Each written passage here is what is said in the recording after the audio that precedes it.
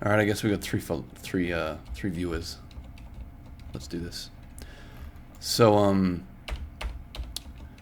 Unreal have been working on these new geo tools for a while, a number of months now. They're still really not done, and especially not done is the UI for them when you're not in VR. I think last time I used these, there were actually things that you just couldn't do unless you were in the VR editor, because someone was working on a VR UI overhaul at the time, so it got buttons for stuff before the conventional UI did, or maybe I just couldn't find them. But UE4 GeoTools have been bad up to now, so this is pretty promising. I've been bitching at them for a long time to make decent level editing tools, and they're finally doing it. So let's check this out. This is my first time using these, or this version of this, so it may crash, and I may do stupid stuff. It's all fine. So this is just a cube that I dropped in, and I'm already selecting faces and stuff. It still does the thing where it makes a dumb little noise, but I'm sure that'll leave eventually. I have an edge select mode, vert select. I can control select and shift select, I think. There's an any mode for selecting anything, which is probably what I would stay in like 90% of the time. Yeah, these tools are updated like constantly. I should probably go into how you get these, because people did ask that on the last video. So you go to UE4 on GitHub, and as long as you've got a GitHub account that's linked to your Unreal account, you can get in there. My internet is slow. Can you select an entire side? I don't think so, because it's polys. Hang on a second. Unreal Engine GitHub. And there's a branch here called Dev Geometry, which is the geometry editor. And how do you see the commits? Here we go. You can see it's got 44,000 commits. And the most recent one is today. So this isn't even the latest version of this, because Mike Fricker, the absolute madman, is still working hard on this. Yeah, you can select edge loop, I guess. There's a select edge loop thing here. I expect when I use that... Oh, okay, so you select an edge, and then when you hit select edge loop, it selects the whole loop. Something I hope they bring in from Maya is double-clicking on an edge to get the whole loop. Not often you'll hear me say something positive about Maya, but it's not without its charms. So when I did jump in here for a couple of seconds, I noticed that they did implement a thing. Oh, did they? That I asked for. I'm pretty sure. Okay, no. I thought you could alt drag to clone a face and that would do an extrude, but no. This is an interesting bug. I just control Z'd, and I guess the widget material has gone awry. How do I get out of here? Okay, just into the mode and out again. So I guess I could try and make something, but I guess I'll just fool around with this first. So it does this interesting snapping thing where it snaps to whatever grid, but it like lerps there instead of just visually snapping. It's still a snap, but it's smoother looking, which is pretty cool. It's snapping to like a world space grid, which is good, but because this cube wasn't on grid in the first place, I now can't get it back into the shape it was. Let's start with the cube in like a 0, 0, 0 or something.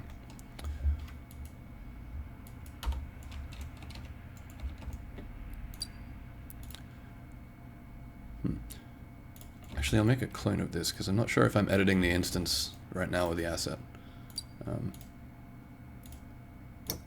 Okay, I'm editing the asset, so having cloned it, all the clones also reflect the changes I make to the original. But I could also just put it on per instance, and now I'm only editing one of them, so that's pretty sweet.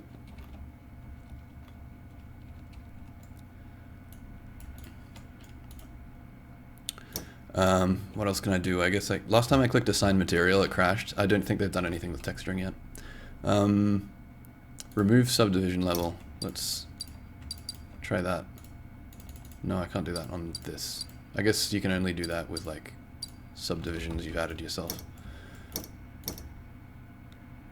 Oh wait, no. Subdivision as in not just the subdivided face, but like sick sub-D shit. Oh man, look at this sweet subdivided cube. That's exciting. What happens if I drag this out now? What? Oh, laggy. Okay, less subdivision levels, please.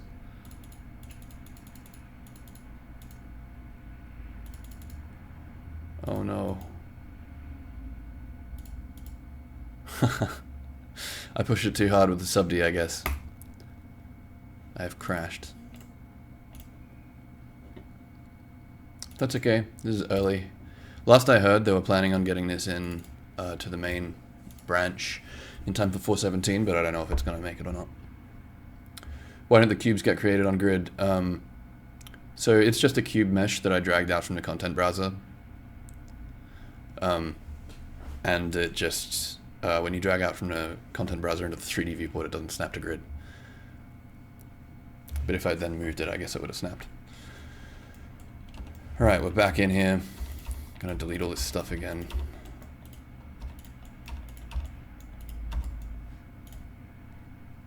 Build lighting to get rid of my baked shadows.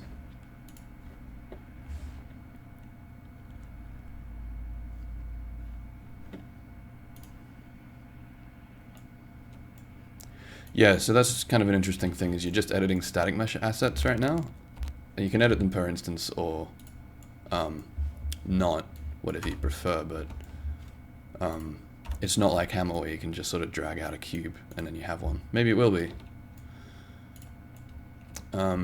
So yeah, a cool thing is this is obviously like a triangulated mesh because video games, but I can hit quadrangulate on it and now it's quads, which is lovely. I can extrude. Hang on, let me add some, let me tessellate these polys. It's kind of hard to, like this is a white cube and it's a little bloomy already, so, and the outline when I select something is also glowing white. So all this fancy UI stuff is like currently kind of hard to look at. Tessellate. Okay, cool, I got more faces. So now I'm gonna, I guess I'm gonna select some of these faces and extrude them? Where'd my widget go? Oh, I guess I don't need it.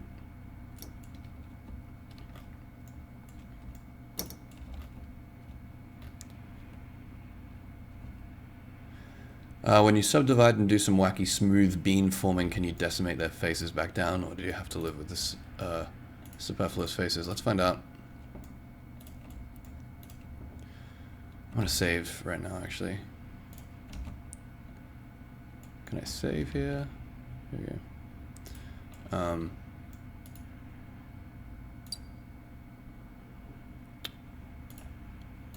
I'll select some polys. I'm not sure if you can actually subdivide per poly yet. Add subdivision level. Apparently not, it just subdivided the whole thing. It made a weird thing. Remove subdivision level does take me back up to that top level.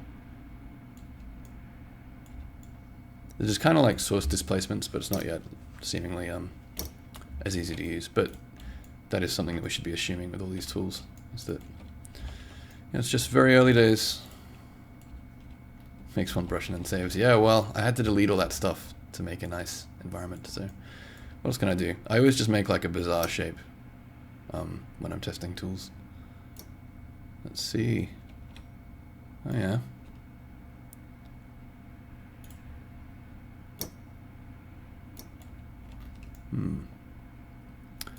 Inset polygon. Seems like it should just be like extruding inwards, but it's a different tool. Maybe I'm wrong about that, I'm not a modeler. Set that again, and then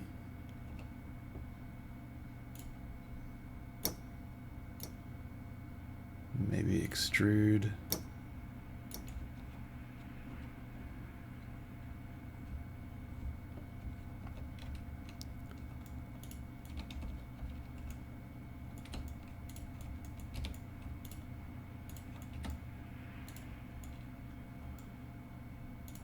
So I've tessellated these faces, but they're tries, so I guess can quadrangulate. Nice.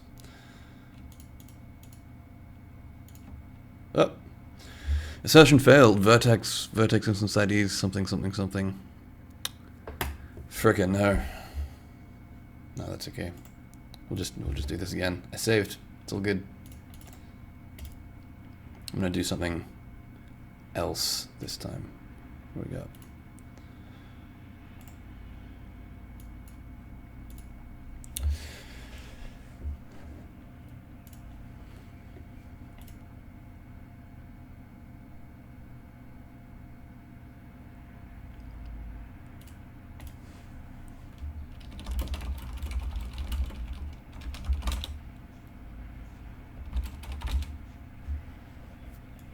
We're back, and the widget material has done that thing again.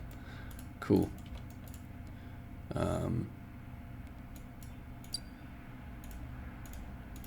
Except now it's not fixing itself as easily.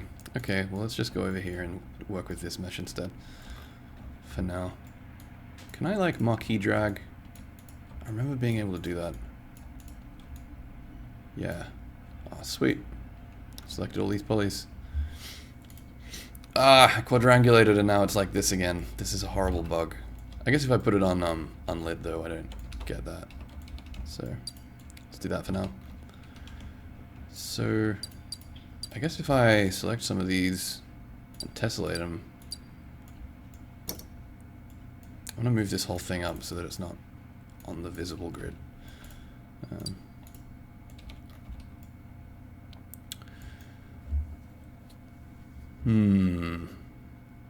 I guess I could just select polys and move them around, and I'm kind of making terrain.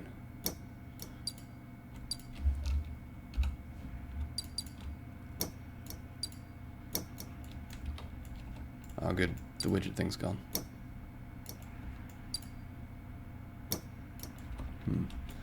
Wonder if I can stand on this.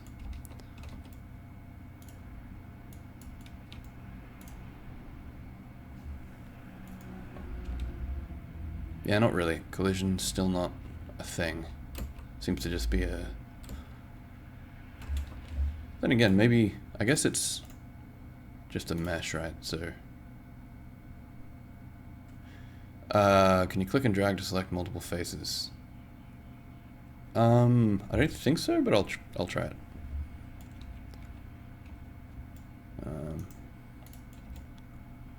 Right after I check collision stuff here.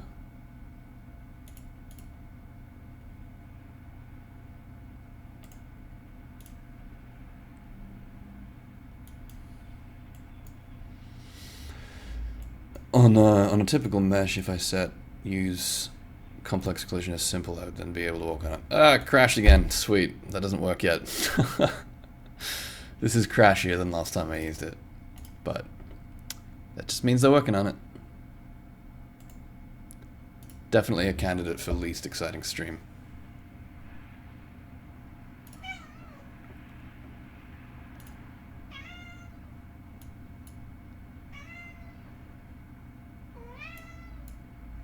My cat wants to be on the stream. Oscar.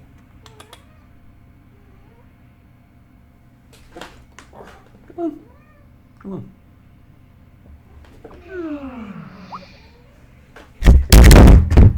Whoops.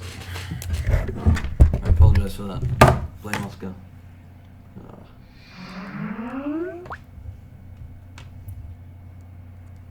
Yikes. What a fuckfest.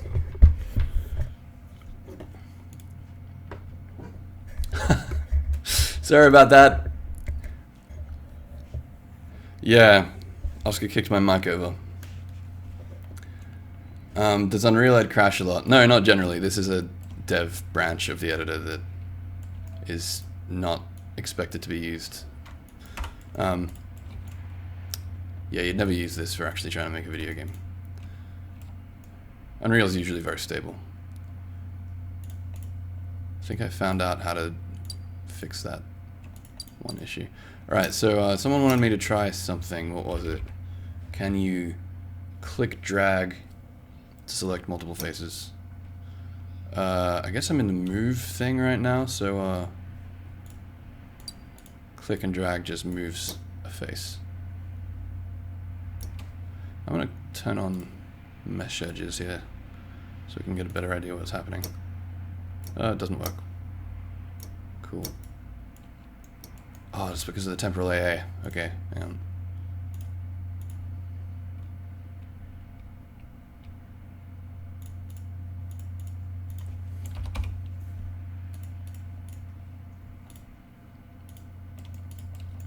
Cool.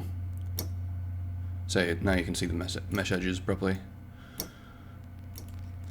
So I guess you can't click and drag just like multiple faces, but you can hold Control and, if I'm not mistaken, you can hold Control and Alt to marquee select. Yeah, and it says marquee select edges, polygons, or verts. So that's pretty good. Do these geotools have clipping or similar? Well, I don't know. I haven't been through all this stuff yet. Let's see. I suspect they don't have clipping, because that's kind of like a BSP kind of notion. But there is split polygon, which I will try now. Not sure how you're supposed to use it exactly. Split polygon mode. Yeah, I don't really see how that works. Got split edge. Maybe you just select a polygon and then say split polygon. No. You can flip a polygon.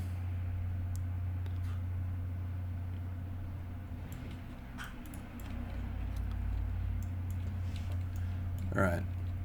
Let's I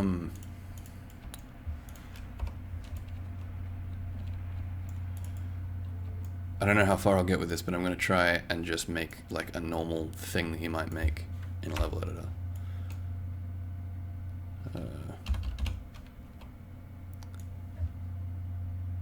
Like maybe the side of a building or something.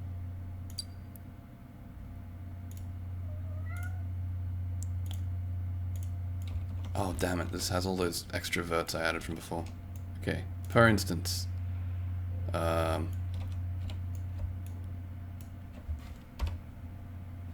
tried to delete some polygons and I crashed. This is probably like some tiny bug that they just introduced in the commit that I got. Or something. Just causing everything to crash.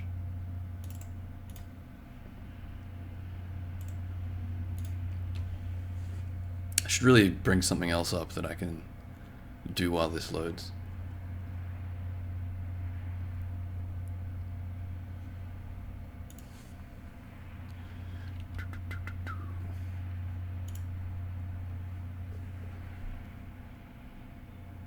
So even though this is crashing all the time and I can't really figure out how to use it, these are pretty exciting tools. You gotta remember that they haven't done like even a slight AI pass at any of this stuff yet.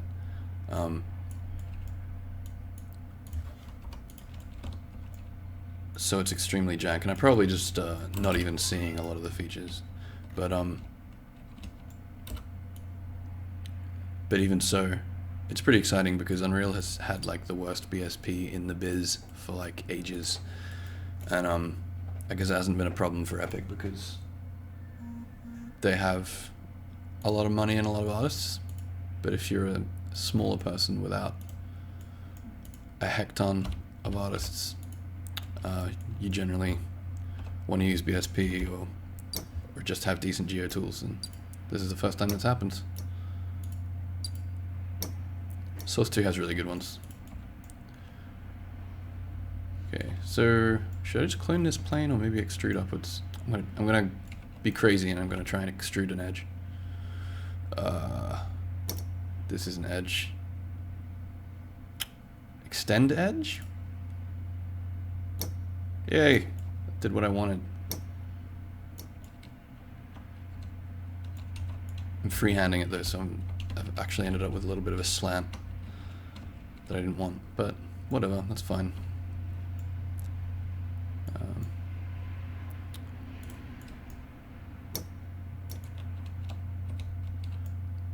It's the kind of thing where you end up wanting to use a 2D view again. But I'm not sure if this is actually hooked into a 2D view. Yeah, it seems to work. So the actual widget renders on it, which is interesting. I don't think it's designed for a 2D widget, a 2D view. Maybe it doesn't like 5-sided faces. Maybe. That would be weird though. I mean, it's happy with like crazy subdivision shit. What can we do here? Split polygon. I want to split this polygon, but I don't know how to do it.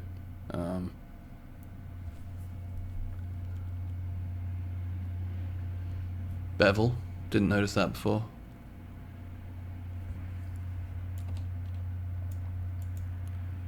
Whatever, I'll just... Whoop.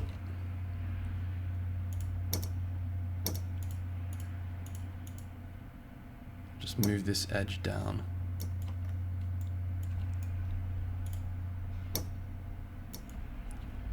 Oh god, what have I ended up with? I'm just trying to get a straight line and it's screwing up, but oh well. It's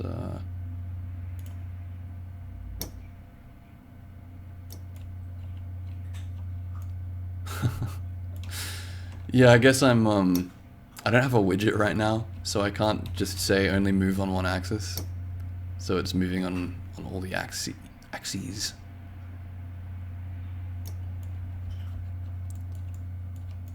Select edge loop. No. I really want to split a polygon. Do I have to select a polygon and hit split polygon? How do I split a polygon? Oh god. Do I double click somewhere? No.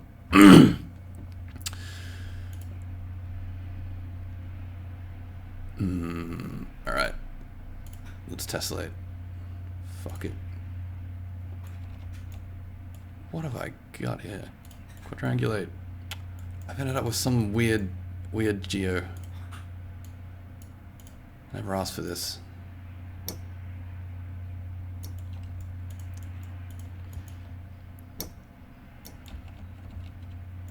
What is this for? I don't want this here. Another thing that I don't think there is right now is snapping verts to verts. Although maybe it's in here somewhere. I don't think I can productively make anything with this yet, but it's close.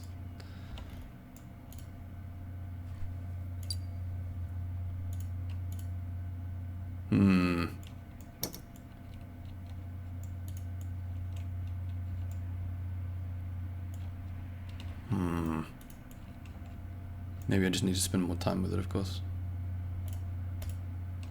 Now when I tessellate this, I get crazy shapes. This is awful.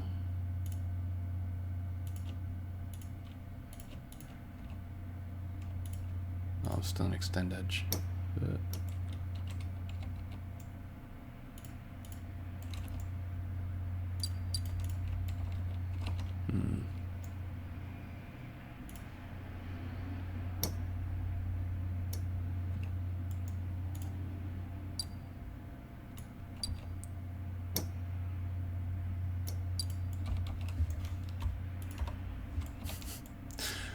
oh, I'm not a modeler.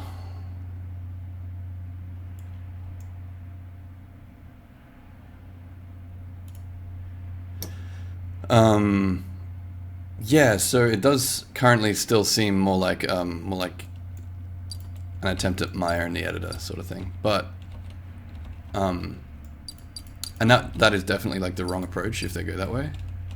But I think the reason it may have come out that way just for now is that they haven't done a UI pass. Most of what makes something like Hammer good to use and not like Maya is just UX, UI stuff.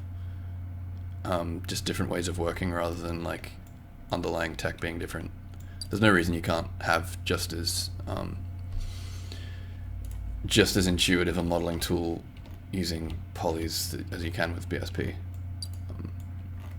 But you know, I don't have a lot of, or as far as I can tell, I don't have a lot of the same tools that I would have even in something like Maya. Like, I don't appear to yet have a way to snap an edge to another edge or a vert to another vert. I think a lot of the work going in right now is just the technical implementation of how to, you know, be able to manip polys and so on in Unreal. I can definitely make a sick cliff face with this. What else we got? Bevel Polygon. Righto. That's not how I usually think of a bevel as working.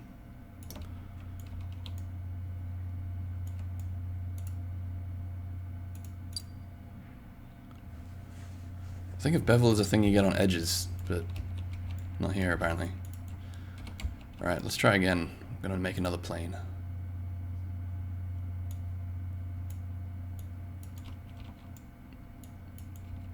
Or actually, you know what? There's tools I haven't even looked at yet. Let's try draw verts. Allow verts to be freely drawn to create a new polygon.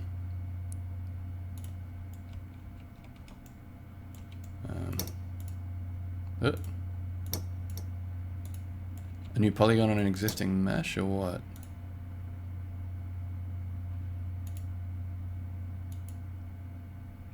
I guess we'll never know.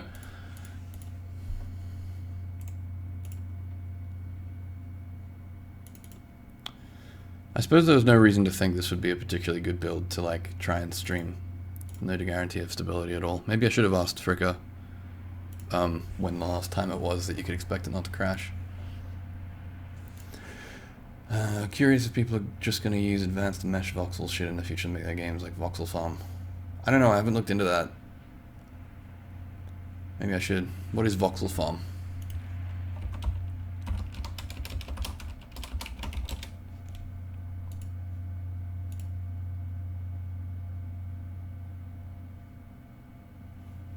Alright, back.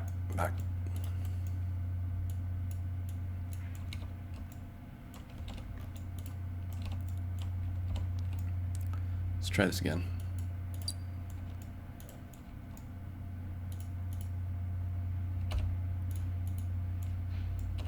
For some reason, the UI for this right now, I guess it's just a bug, is only showing up when I'm in game mode, as like the mode that usually doesn't show wireframes and shit.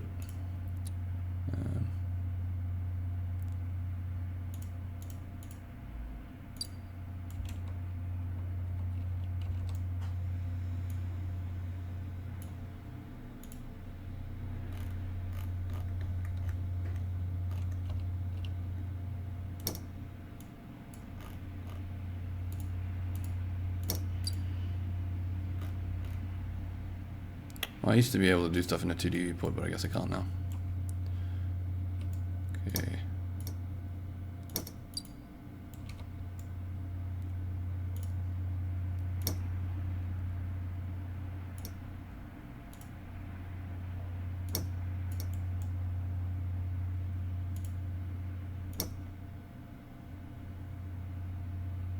Okay, now that I'm snapping to the grid properly, I guess I am able to get a straight wall more easily.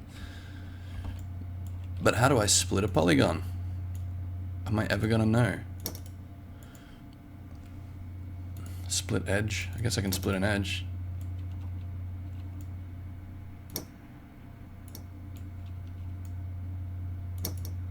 Why can I... I've got on snap to grid to like the nearest 100 centimeters, but it's still letting me drag smaller than that. It's like a soft snap, or if I drag far enough, it'll snap to 100 centimeters, but otherwise I can just like move the mouse more slowly and have no snapping at all, which is not what I want. If I want to snap and I want to snap, gosh darn it.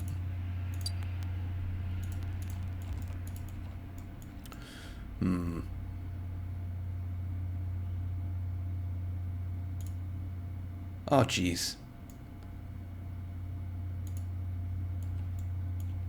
I don't know how this is getting messed up. All I did was extend this edge and then tessellate it, and I've got this crazy thing when I feel like I should just have an array of quads, but heck.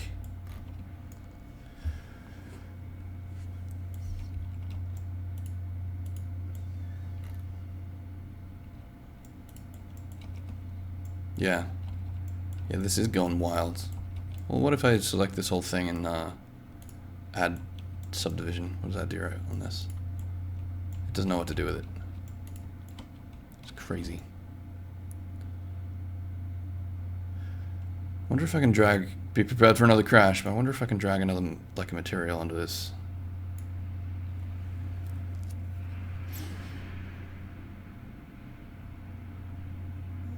I can.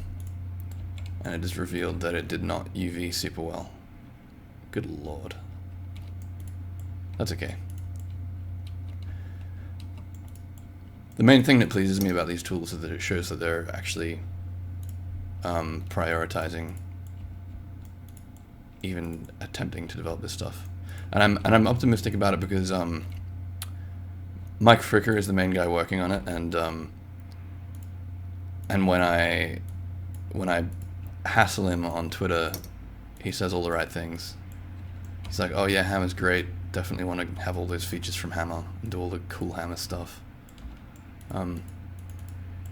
Because the worry is they would just make a modeling tool in UE4, which is still a whole lot better than nothing, but you need a level design tool.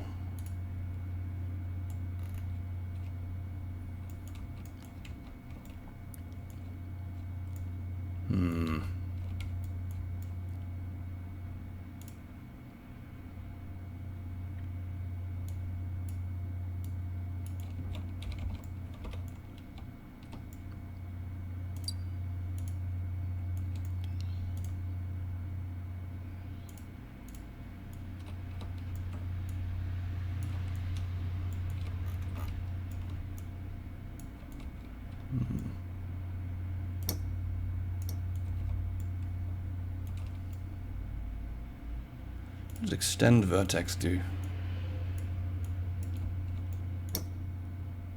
Yikes.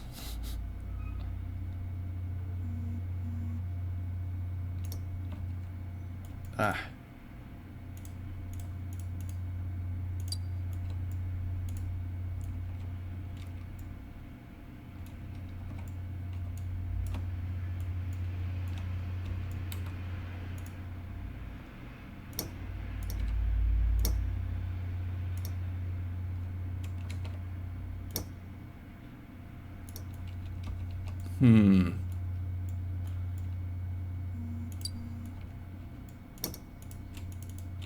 It'd be nice if there was a way to like select adjacent polygons, kind of filtering out ones that that go around corners, I guess. Because as with Maya, this, like, I don't know of a decent way to select just the cap.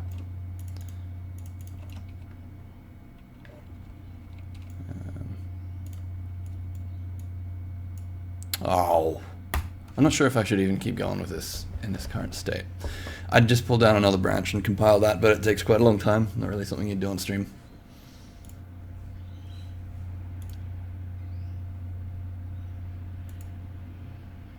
Sup, JP?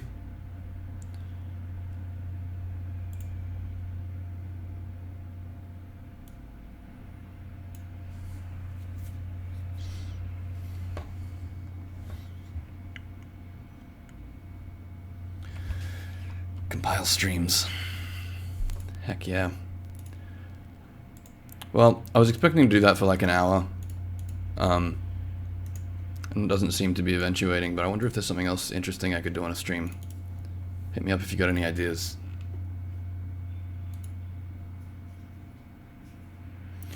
Yeah. Editors not letting you edit things was surprisingly a bad call, right? Maybe if you could edit fewer things in a level editor, that would make it produce better results for people. No? Who would have thunk?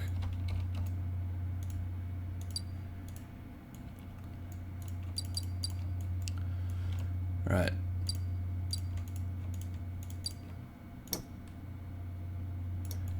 I think it would be folly at this point to attempt to make this thing do anything complicated, but or like usable as a level, but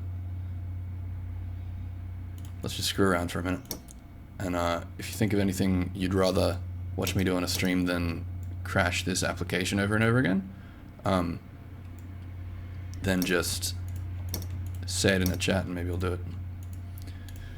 Whether it's a game dev thing or playing a video game thing on some.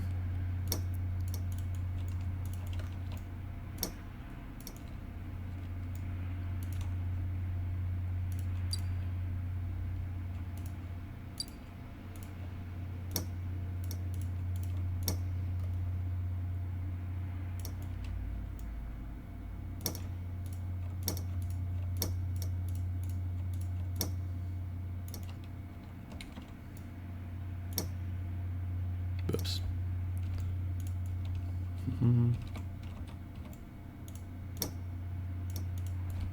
This is like the worst way to make a room I've ever seen, but hey.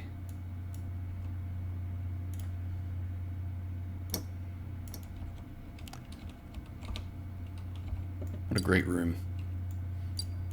I wonder if a 3D artist would be more comfortable in this tool as it is right now.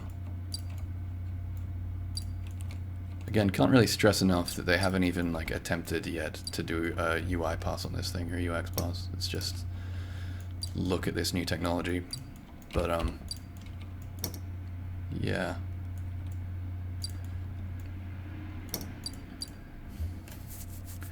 Yeah, so like right now all the levels for my stealth game are made in Hammer and then imported into UE4.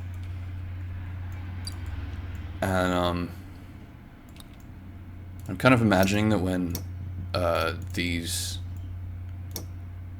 tools come in and are stable, we'll probably stop doing that and we'll use the meshes as imported from Hammer still, but probably just start editing them right there in the in UE4.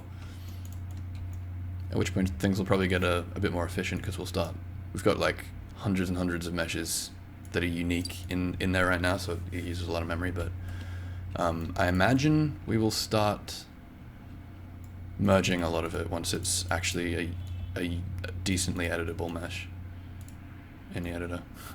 I just can't stop subdividing shit. I gotta stop dividing. Flood select coplanar, they don't yet. Yeah, it really is just a lot more like modeling tools and level design tools at this point. But talking to the Unreal guys, I'm pretty sure they're gonna go through and like add a bunch of stuff like that. There was that there was a video recently going around on Twitter of like Hammer tips and tricks that you might not have known about because it's not signposted anywhere. There's a bunch of keyboard shortcuts that are just unknown to most people because they didn't put it in the menu or anything. Yeah, I linked that to Mike Fricker, and he's like, "Oh yeah, this stuff's great, thanks." And if they were only planning on kind of moving the problem of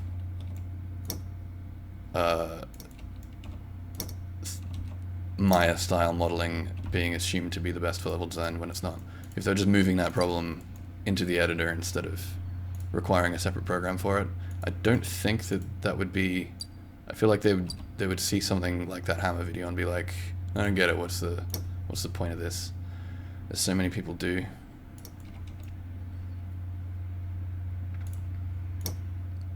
I don't like when you hit extrude you lose the widget, but I should stop commenting on UX stuff because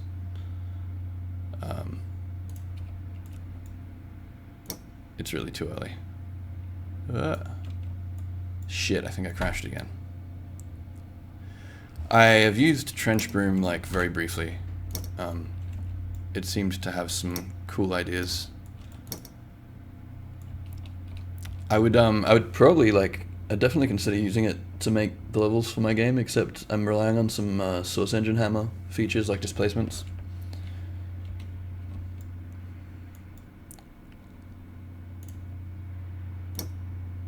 I'm trying to scale this face, but it's actually just moving. Oh well.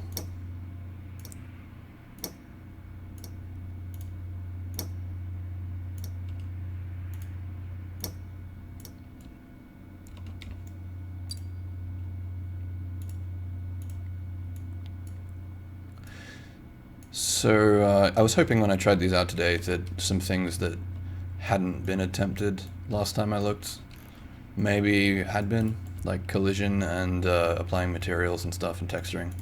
None of that stuff is in. But yeah. Yeah, I'm looking at this in the state it's in right now. I'm not sure it's going to make it to 417, which was last time they said anything about it was the intended, or the hope. Have I got Trenchbroom on here? I guess I have like an old version of Trenchbroom.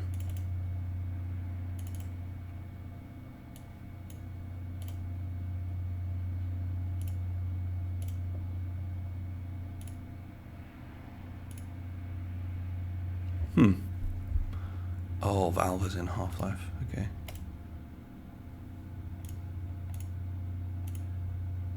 Yeah, it totally is seamless to edit more than one mesh at once, which is going to be sweet once these tools are good. Check it out. I'll just duplicate this. Okay, that didn't work. Cool.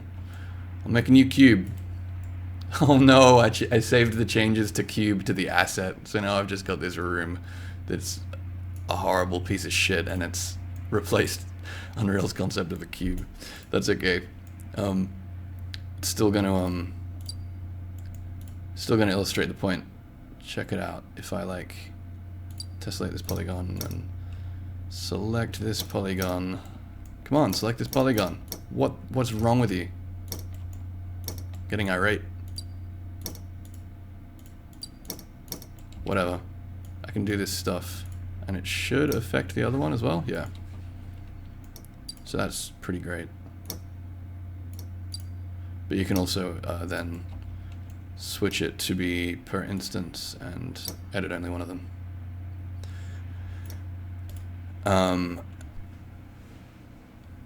Yeah, and then there's a button to then propagate those changes out to the static mesh asset itself. It's very smooth when you're not hitting something that is Jack. Like, definite promise. I guess this is what Trenchbroom looks like. Whoa.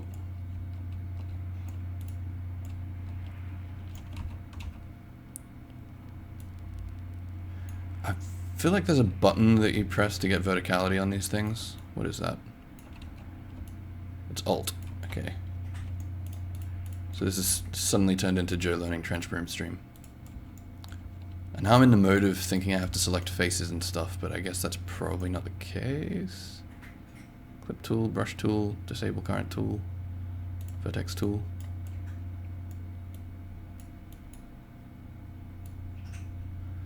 Yeah, it's quite a novel approach. I guess Trenchbroom wants you to edit entirely in 3D, and it solves the problem of having a missing axes by just, it's always horizontal unless you hold control. Control?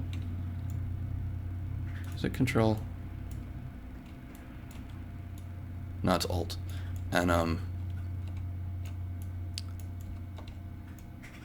it's vertical, which I can dig.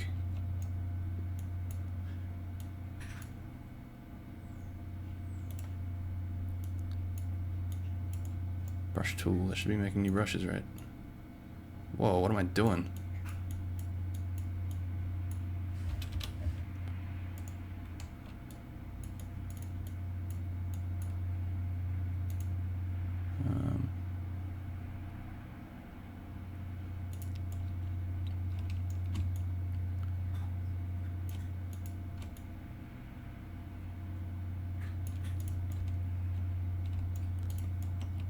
Yeah, Trenchbroom seems great. I'm getting hung up on a few things, but it seems like once I learned it, it would be sort of life-changing. Clip tool seems great.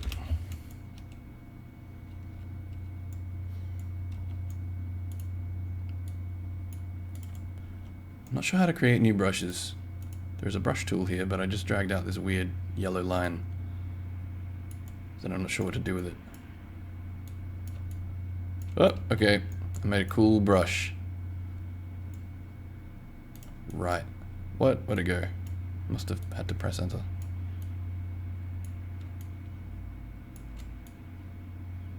Okay, I'm getting the hang of this.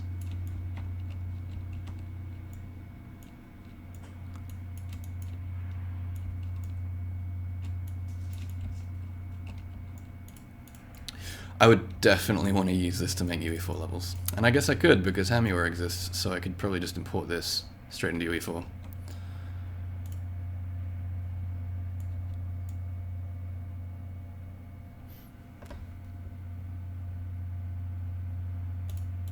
Yeah, texturing is definitely something that they're going to have to put a lot of time into doing right on this tool. Let's see. Another great tool is the Source 2 hammer that has a lot of this shit figured out. It's just a janky program in general, but the geo tools are great. How do I duplicate something in this Trenchbroom? Oh, I guess it's Control. Oh, cool. I can probably just like... Oh yeah, I'm getting it. I'm getting it.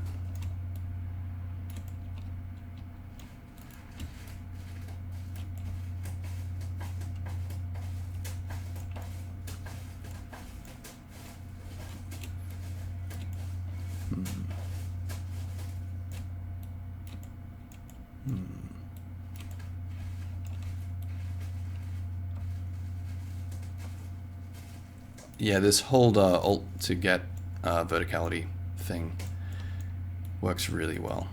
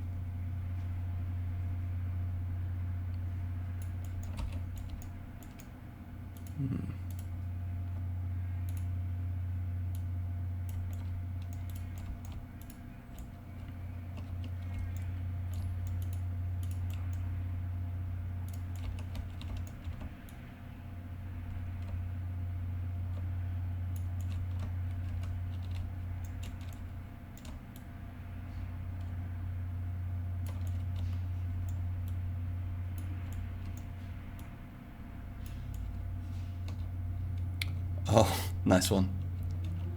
Alternate dimension. That's good shit.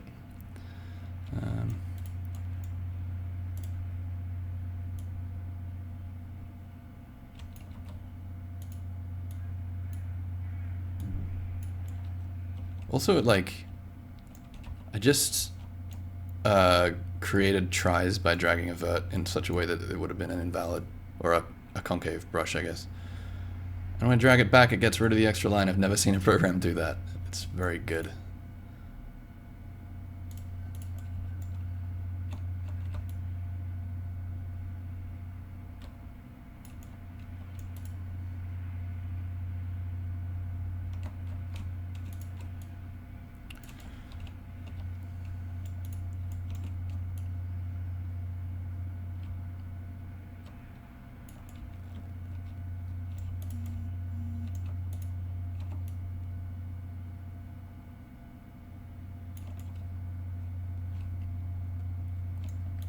So confirmed, UE4 GeoTools not yet as good as Trenchbroom. Continuing the tradition of not being as good as Quake. But I jest, because it's not done yet, and it's not a fair comparison.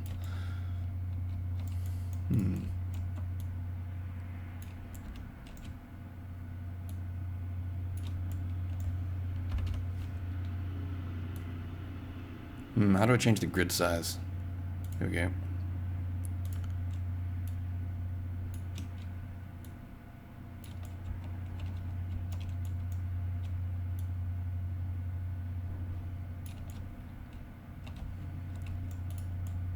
You can really see how people end up making sci-fi hallways in Quake all the time.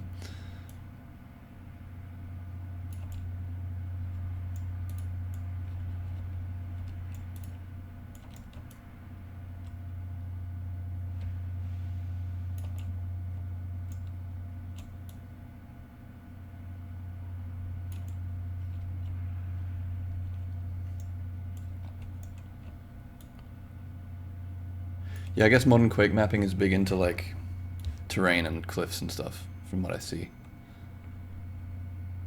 Which would traditionally have been like difficult.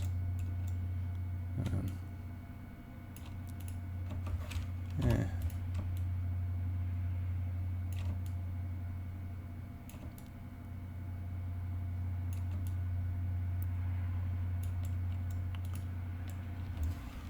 It's not really optimal, but hey.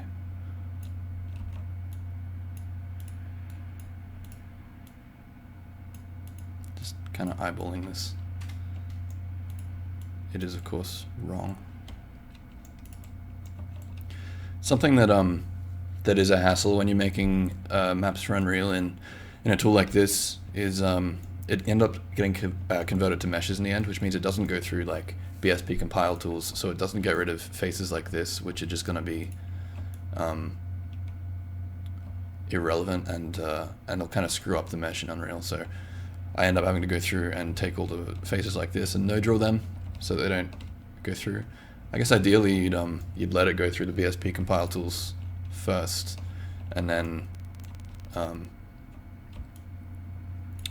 import them as meshes. But that is, I'm told, rather a lot easier said than done. What if I select both of these, and can I marquee select? I don't know how I would do that in this. Oh, like that. I love Trenchbroom. I've only been using it like 5 minutes.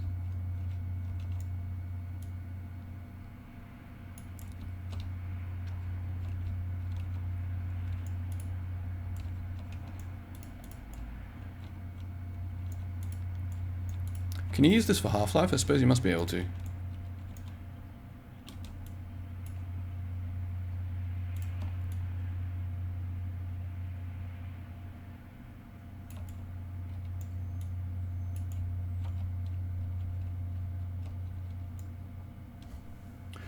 When it catching up on a chat here.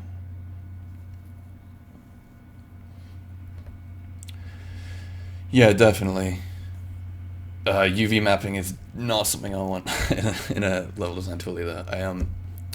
Unity actually contracted me a while ago to kind of look at their editor and look at Pro Builder and Saber CSG and all those sorts of things and make recommendations as to what kind of thing Unity should be trying to do, because they're not game developers over there, so they don't know.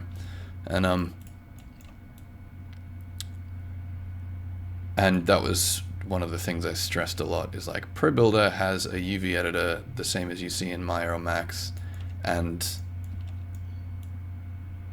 it's maybe like a symptom of thinking about things in the wrong way that they even ended up having that in there. It's really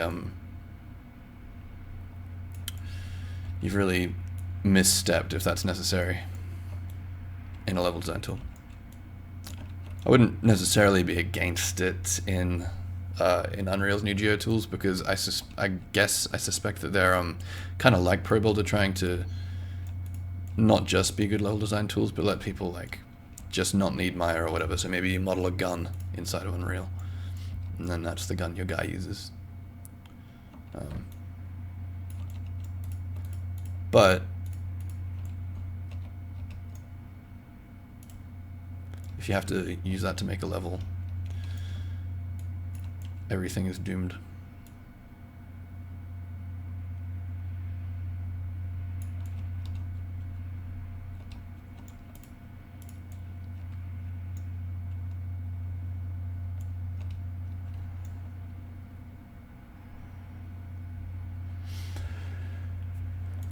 Yeah, so when you're dragging, it gives you like little numbers that tell you how much you're dragging something and so on, which is something that Unreal still doesn't do with the new Geo tools yet, and that's going to be totally necessary. That's something that somehow is often missed by tools. Like Pro Builder doesn't do it, I don't think. Saber CSG does it. If you were gonna get a BSP system for Unity right now, based on my, I don't really use Unity, but based on my somewhat limited knowledge, I'd say look at Saber CSG. It's kind of the closest thing to Hammer in Unity last time I checked.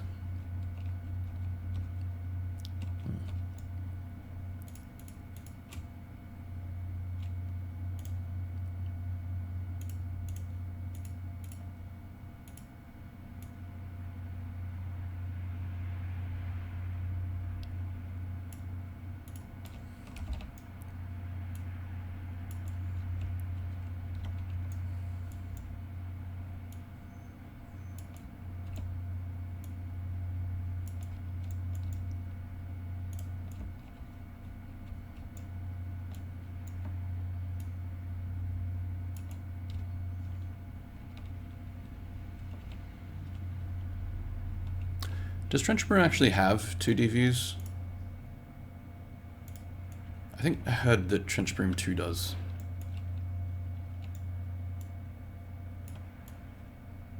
Even though this is a very good 3D editor, I still would like 2D tools sometimes.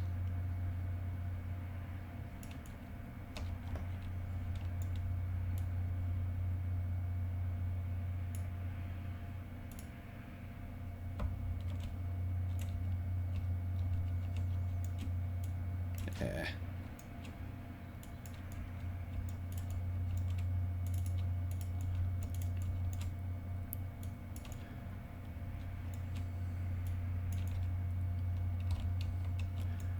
For me, pretty much the ideal level design tool is something where I can work in a way that's like this or like Hammer, but not be subject to any of the limitations of the compile tools or of BSP itself, like concave geometry and leaks and sealing the map and getting polys stuck inside each other like this. That's pretty close to what I have with Ham-UR, but yeah. What's everyone think of my sweet giant sci-fi corridor? Apparently, yeah, I didn't consider scale at all. That's okay. This isn't a real map, but info player co-op. Oh, it isn't that big. That's the size of a guy in Quake, right? If anything, it's kind of small. I changed the grid scale, so. Have I tried real-time CSG? No, I haven't. It wasn't out when I was checking all those plugins for Unity out. It does look good though. I have retweeted that a few times. So I guess I could like hook this up to Quake.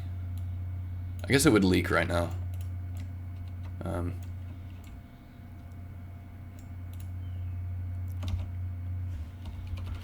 Corridor.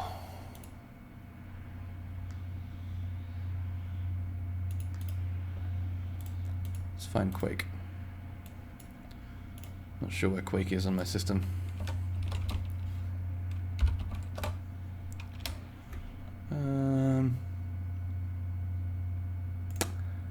I don't know which of my many Quake installs actually works, but I'm gonna guess.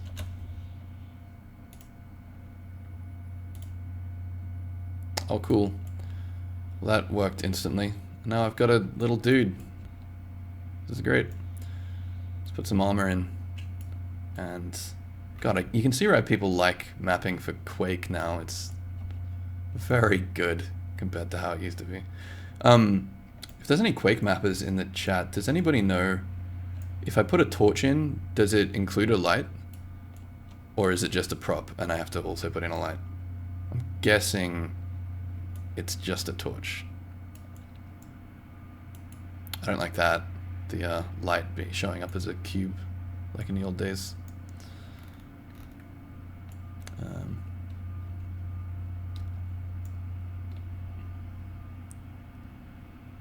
Let's chuck a army guy in here. Do I need nodes? I never did mapping for Quake. Do I need like nav nodes?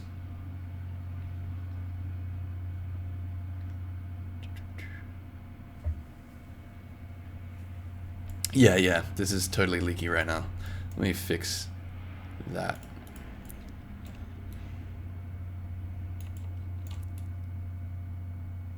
Just gonna seal it in a kind of janky way.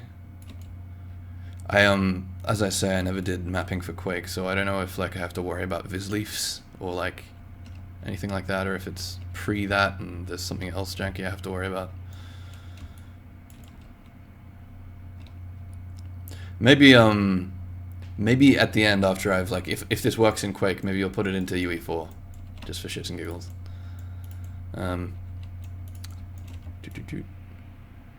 Also, I'm guessing if it's like other games that I've used, there is like a skybox texture that if I texture this with, it will be the sky.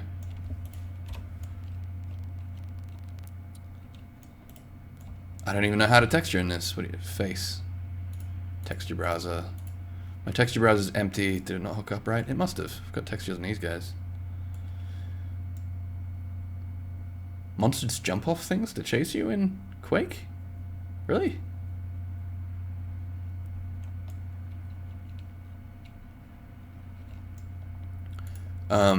Yeah, what's with my texture browser? Is it just...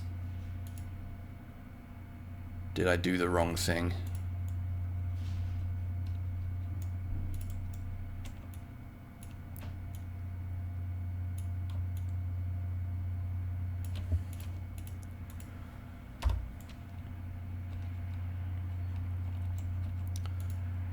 Maybe if I restart it.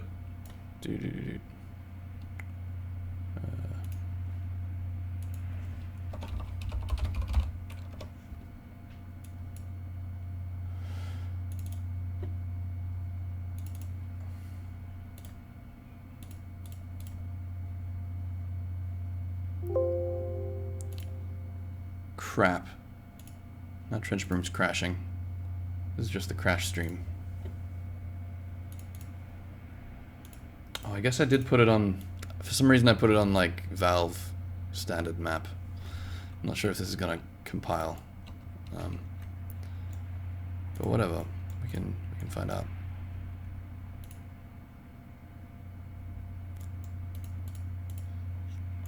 But yeah, this is sort of weird. No textures. Whatever, that's fine. Let's see if this will compile or whatever.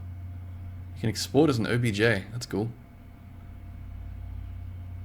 Is there not like a compile thing in here? If I have to like go to F it, I'm not to compile this, I'm not gonna do it. Come on. How do I compile? Do I have to like get a batch compiler and go through that? Oh look, there's a hole in the map.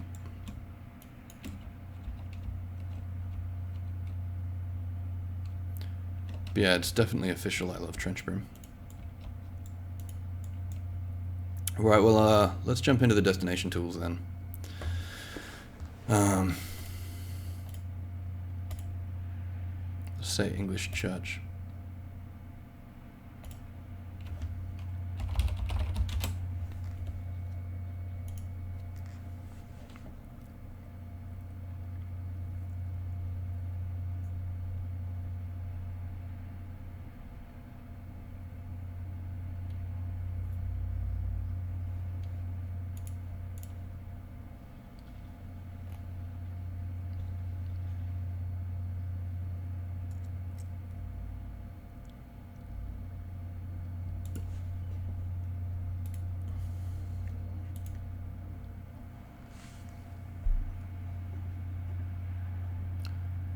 Oh.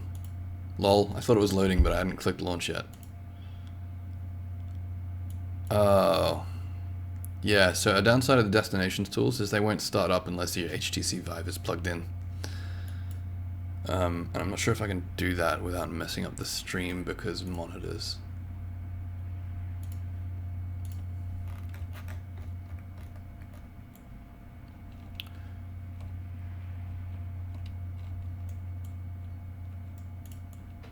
But yeah, Trenchbroom, really good.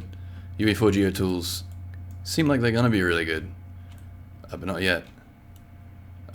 Destination tools are good, but won't start up without an HTC Vive plugged in. And Trenchbroom makes me want to be a better man.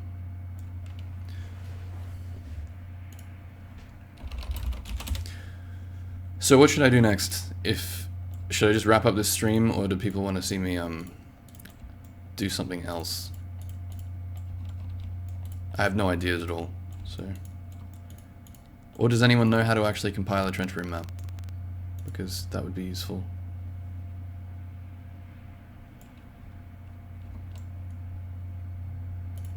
Dingo Blue wants to see me do something else. He's going to have to be more specific, though. Oh yeah, I feel like I saw this map, like, linked on the Trenchbroom page. For a Quake map, this is off the fucking chain. Look at this.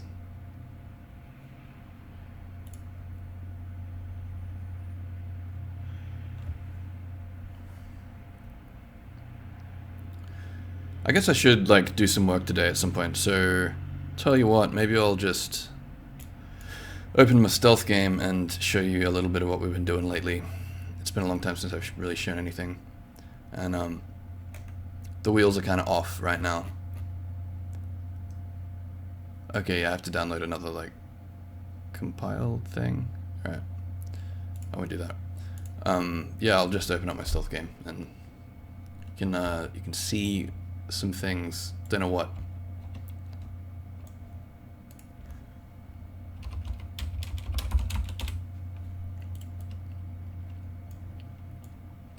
Why not watch a movie?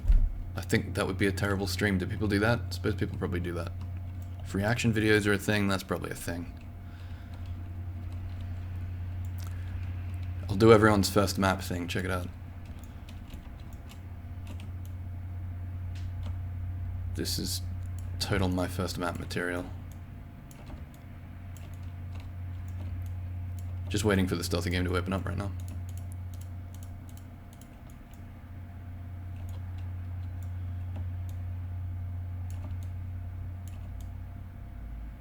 Let's just crash Quake.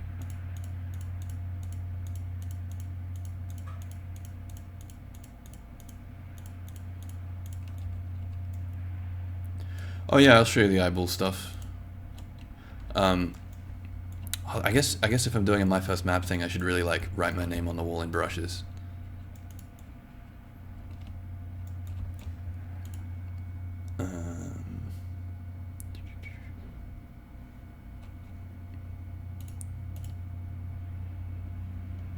Okay, cool.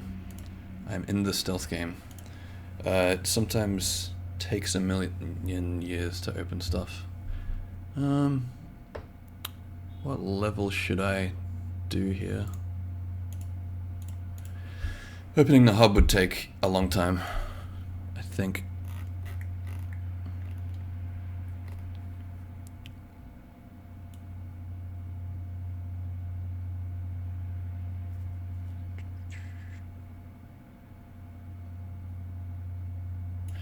Oh, let's go to the eye test map. Someone wanted to see eyes.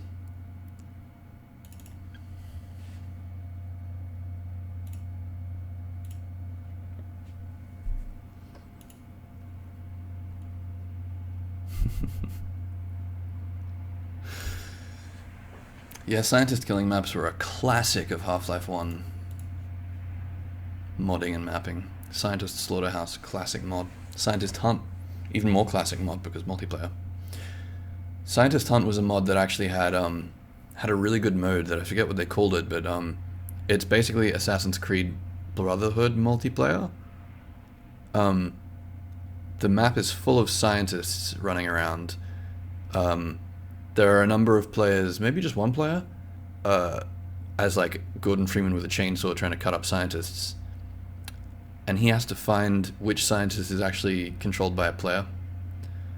So as the scientist player, you have to like you get a third person view and you have to try and like run like an AI scientist would. So pretty much in a straight line until he hits a wall and then 45 degrees turned away from that and in a straight line again.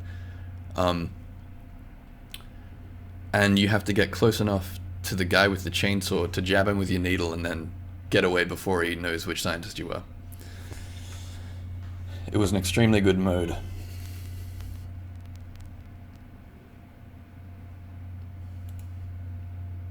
Yeah, pretty much.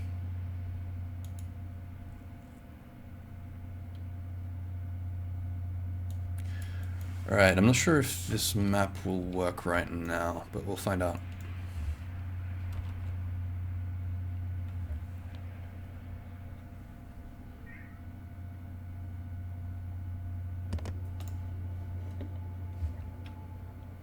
Got AA off. Gotta have AA.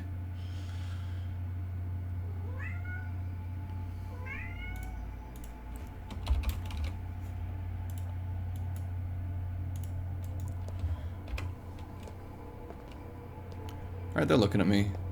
Their eyes are a little bright right now. And their head turning is off point. Can't stress enough that this build is kind of fucked right now. They're a lot taller than me because I'm a young person in this game. I'm like 15, 16. And their eyes... So, the eyes are working pretty well right now, but... Hang on, let me fly here.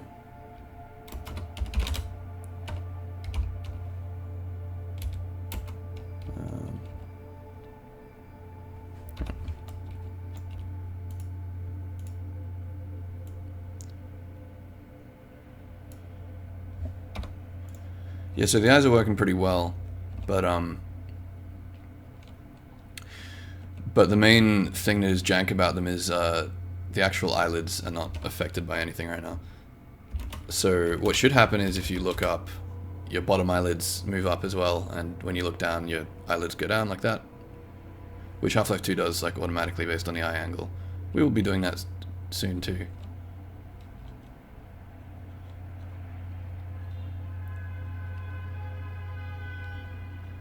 Can you make it so their eyes shoot out and they're doing a Wooga horn if they spot you? I definitely can. I won't, but we can comfortably see how that looks.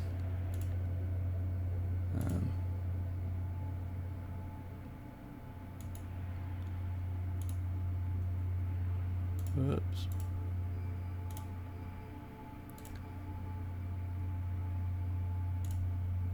All right. I'm not sure what shader she's using. Maybe it's this one. I don't think so. Nah.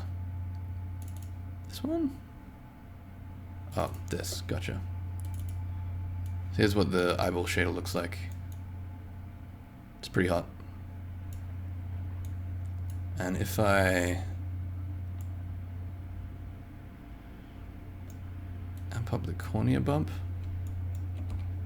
Whoops. Whoops.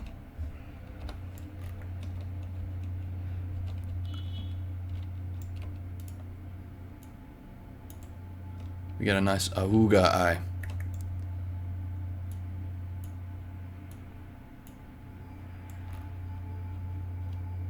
Pretty good.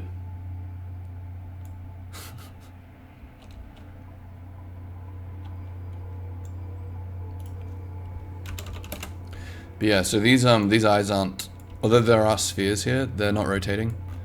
The way that we're figuring out the eye location is some shader shit.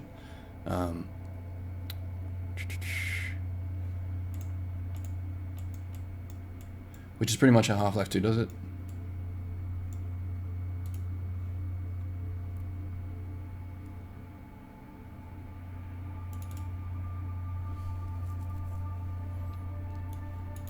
Here's our eyeball shader. It's a bit of a mess over here, but that's largely just specular stuff.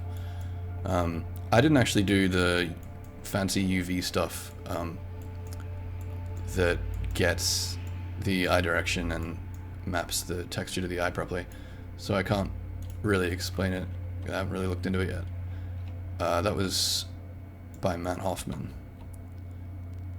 But the eyes come out looking pretty good. Might have like another guy I can use here as well. Eye tests. Actor. Yeah, here's some other dude.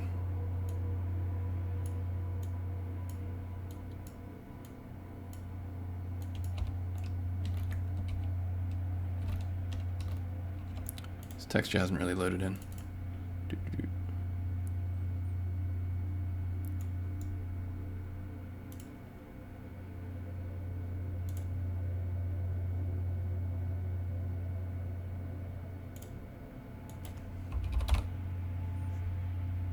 we go.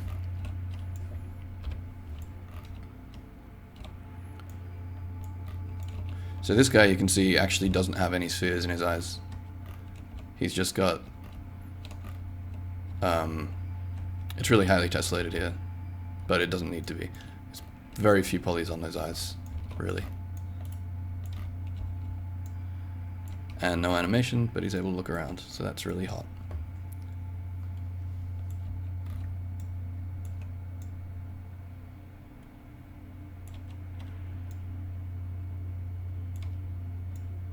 Yep. There's actually a pretty interesting blog post about this on my blog with a big lengthy email from Ken Birdwell, who handled all this sort of stuff in Half-Life 2.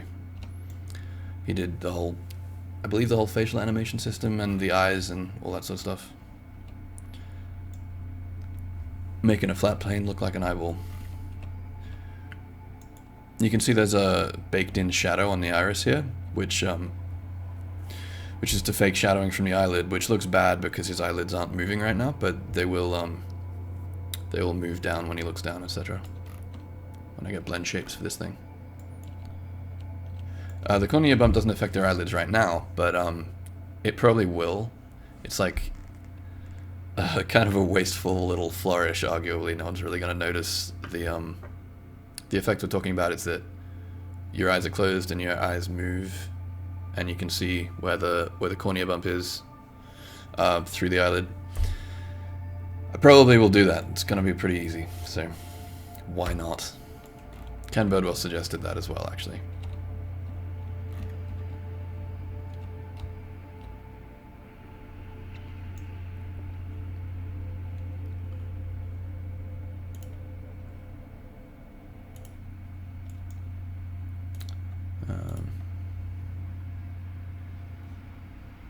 What else we got?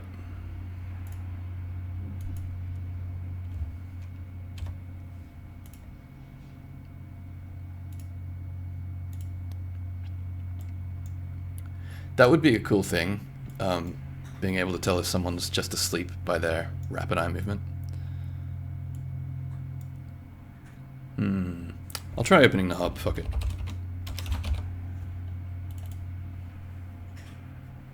Probably take a while. The hub level is made by Trash Bang, David Will, who is good at the thing.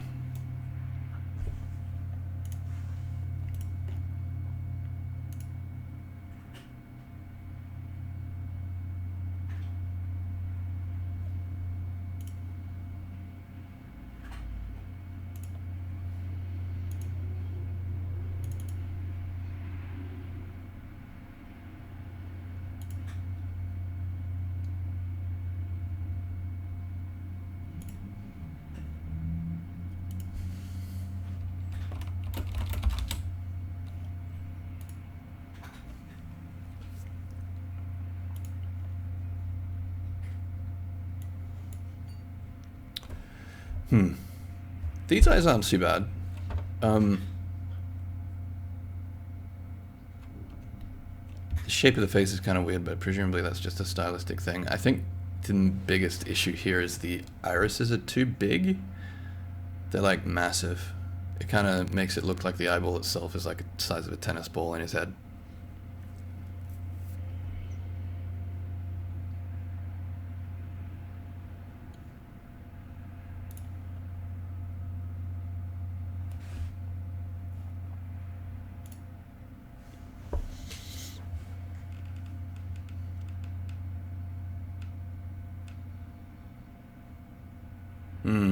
This might actually take forever. Maybe I won't do it.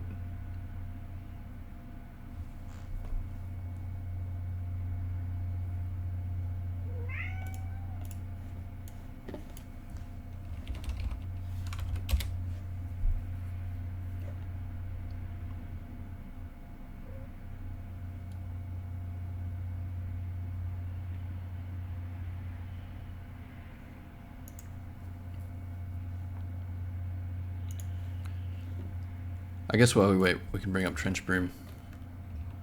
Or I guess I could bring up another editor, like Jackhammer is pretty good. I guess it's just called Jack now. I think there was some legal issue.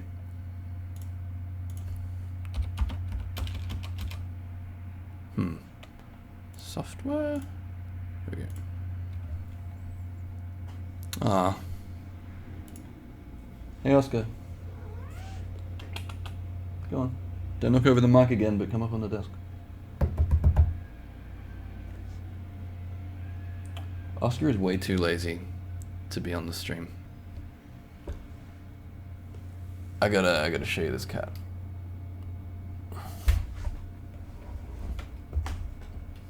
Yep. You all saw him. You all saw him napping.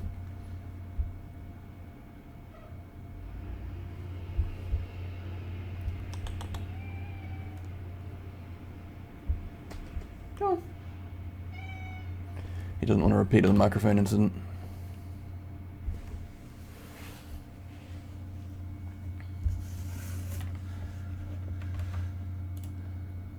Consortium, I never heard of that. Is it good?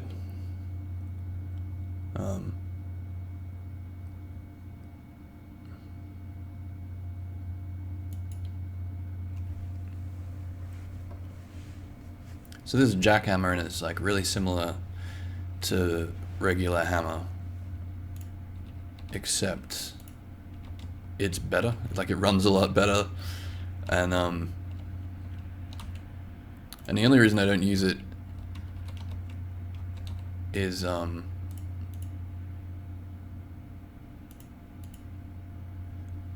doesn't support certain source engine features that I'm using in Unreal, like displacements. It's pretty much displacements. Displacements is the main one.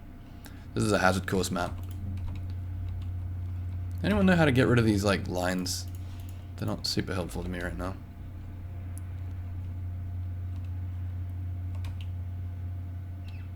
I don't think they're on by default.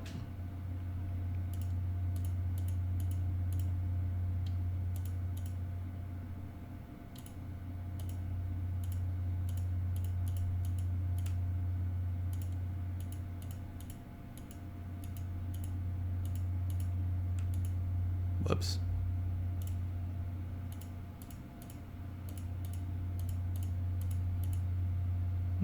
Oh.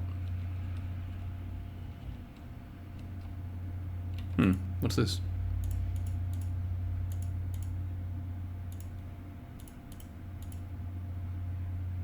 Player start here? How bizarre. Must be there for like scale. I never used a multi-manager. What are those like?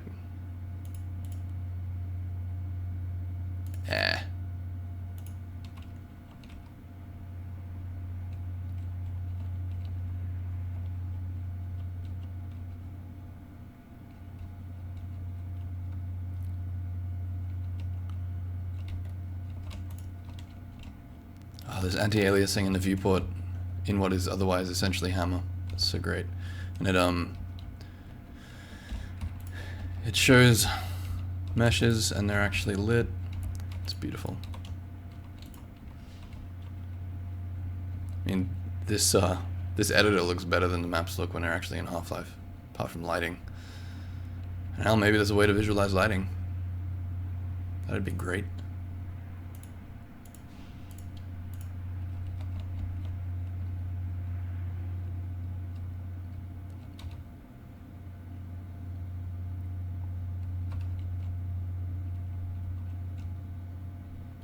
Can't use Smart Edit with a multi-manager, hey? Yeah, when I was going through a bunch of leaked Half-Life 2 stuff, okay, I would find that that a lot of the old maps still used multi-managers, so the scripts wouldn't work, but you could easily convert them to the IO system.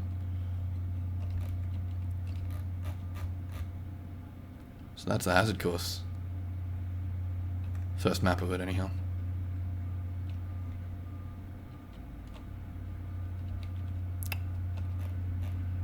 And I just realized it doesn't make any sense. Because this like goes around in a circle, and when you come out of this pipe you immediately go right, and then you're in like a different room. So, good job.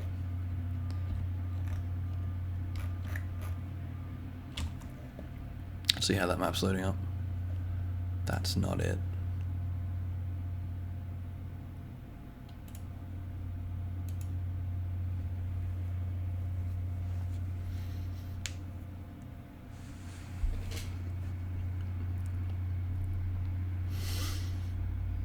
My hair's kind of sick today.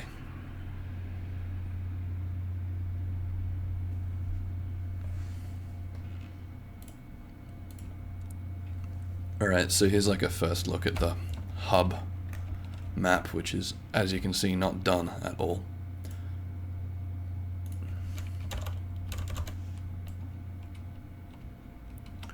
Which is by David Will.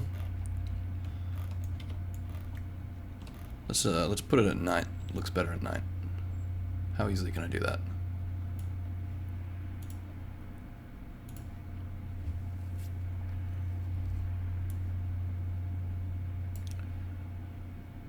Just hide the dusk level and load in the nighttime lighting environment.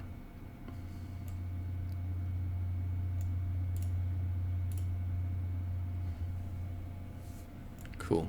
So there's still some orange light here because it's statically lit, and so this orange is from when it was like late afternoon a minute ago, but it's just the indirect light.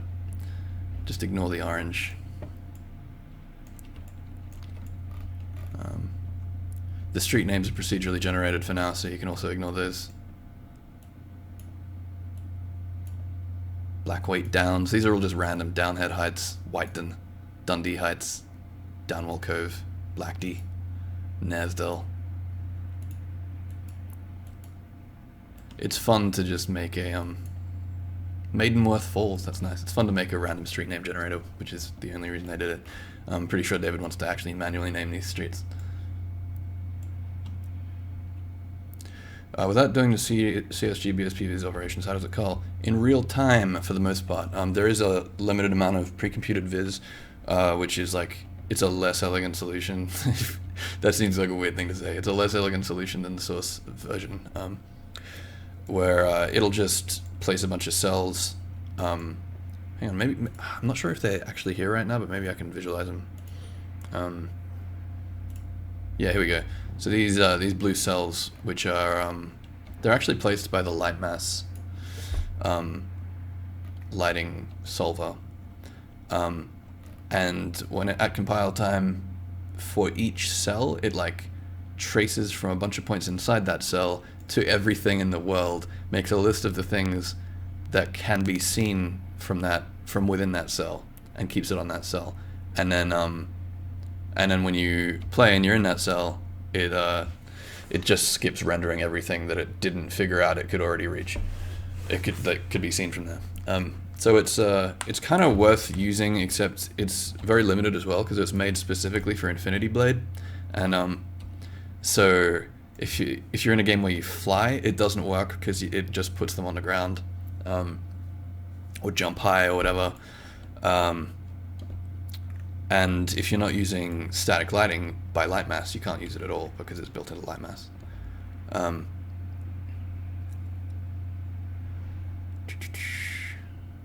Alright, so I'll just put that back on defaults. Don Honk, who's in the chat, made this sweet lamppost, and a lot of other things. This pub is new. This has been like renovated. It used to be different, and so this is the first draft of a pub, and I probably shouldn't even show it to you because it's David's and it's new, and maybe that's embarrassing. I don't know how he feels about it. There's a train station. The lighting is horrible right now.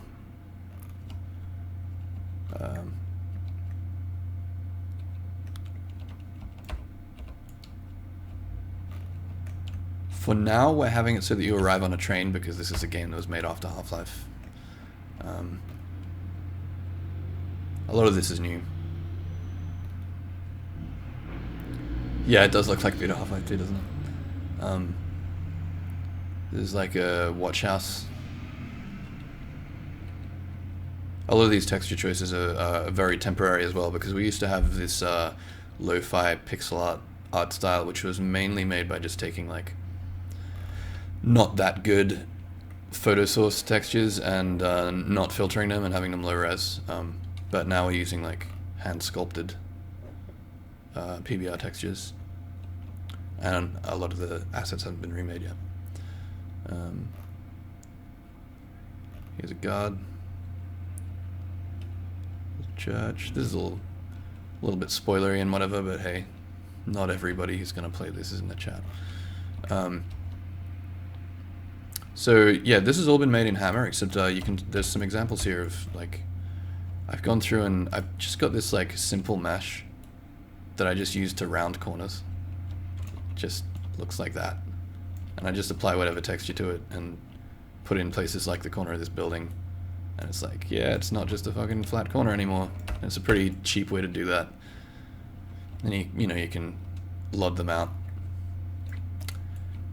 Kind of lame, arguably. This is a significant plot area, but you don't get to know about that right now. I placed all these hedges the other day using.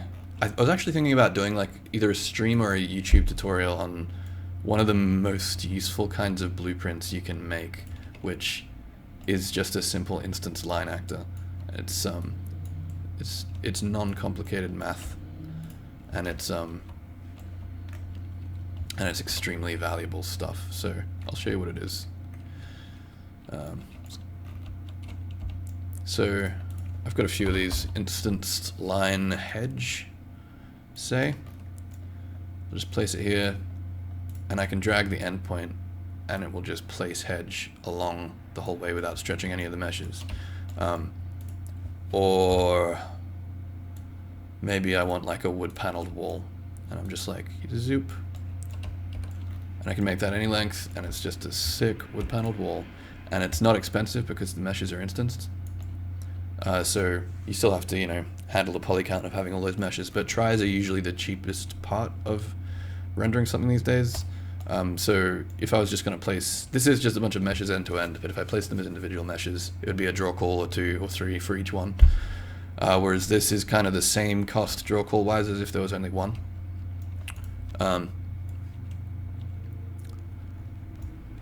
So I might as well go in and show what that's doing. This is getting a bit devy, but so this is kind of a jank way to do it, to do this part, but whatever. I add a static mesh component that is invisible and non-solid, that is the mesh I'm using, so that I can get the bounds of it, how big it is, so that I can use that in math. But these days there's a call to just get the bounds of an actual static mesh asset, so you wouldn't need that.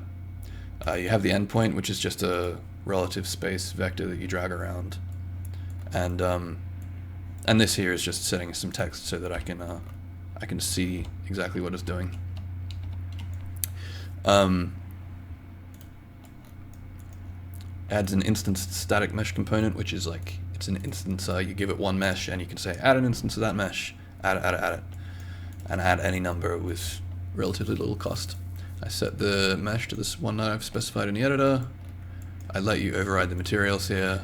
And then I figure out how many I need by dividing the distance to the endpoint by the length of the mesh times how much I want to scale it by. I'm kind of rushing through this, and I will do a tutorial video about it at some point, because it's just a nice simple thing. And I have some extra features in here, like you can set which axis it stretches along. So if I switch the axis to Y,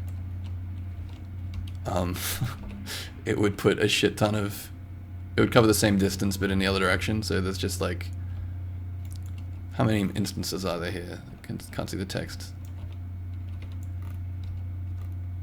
299 wood paneled walls, and you can see how bad the performance isn't. Like, there's a little bit of a drop when I'm looking at the entire map and these 300 walls, but compared to if they weren't instanced, it's nothing. Or Z if I want them to go like upwards.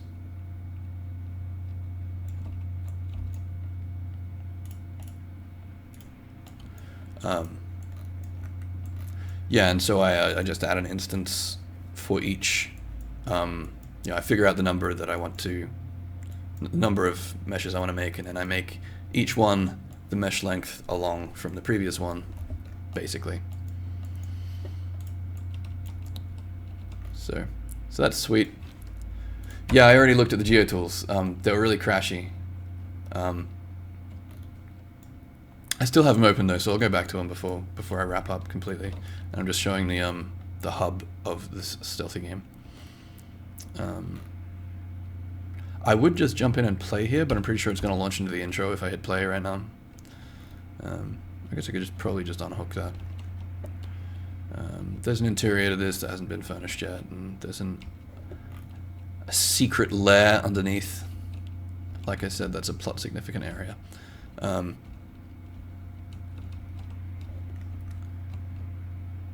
map kind of ends over here.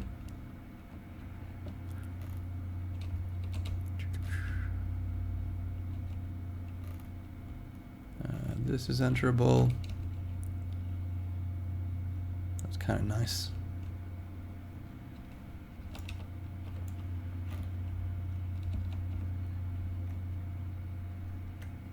Some of this is new to me. It's really nice making a game and then hiring another good level designer. Well, I flatter myself that I can say another there, but hiring a good level designer and just seeing, especially for something like a hub world, and then being able to jump into it and find places that you didn't know existed. It's great.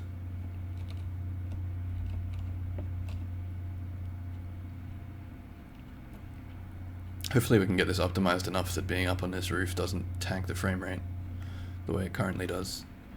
I really like this building. I'm gonna dump a light here so you can kind of see the deets.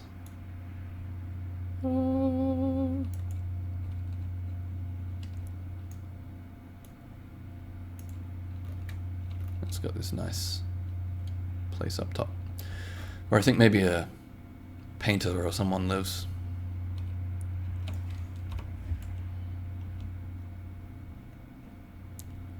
I don't think we're going to let you go all the way up this clock tower for performance reasons, but it's there.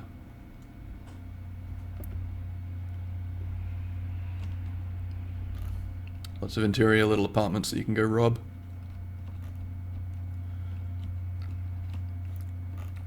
This is a nice little area.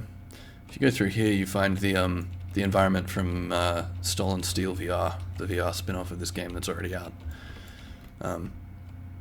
I just ripped it out of this level.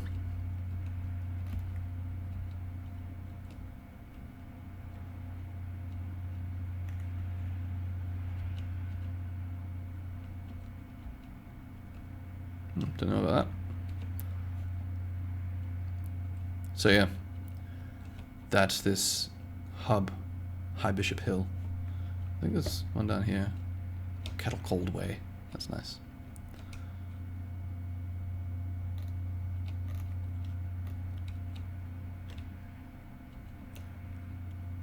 So yeah, hopefully this is a fun game, or all this sweet hub action will go to waste.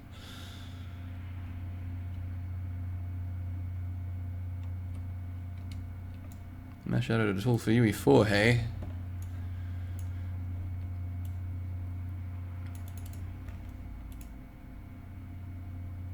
I have not seen this.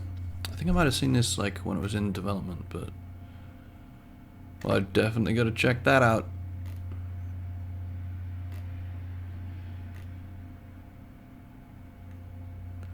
Oh, well that looks good. Have you tried that yet, Tenician? Definitely worth the price if it's any good at all.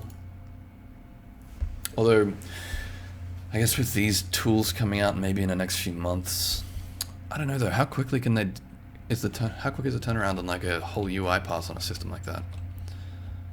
Maybe they're not coming out that soon. That's good to hear, cheese. Games are hard. I hope this one pays off. Because we've been doing it for fucking ages now, and I'm at that point that you get to with any project eventually, where you're kind of over it and you just want to ship, and you hope that doesn't make you ship something that sucks just to be done with it.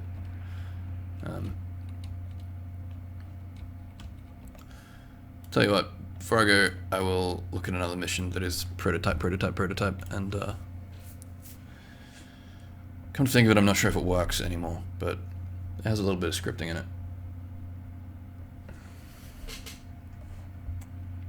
How many people we got in the chat right now? I don't keep the stream open because downloading my stream while I upload it would probably tank my Australian internet.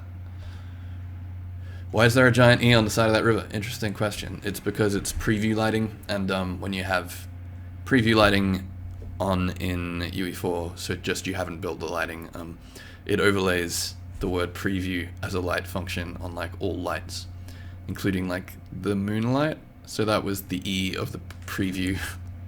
It's actually really annoying because I know when I have preview lighting, it says lighting needs to be rebuilt.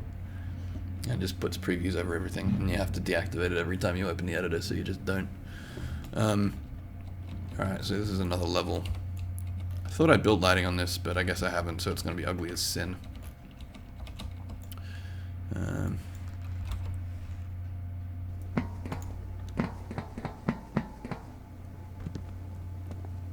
It's weird. That train was supposed to start moving.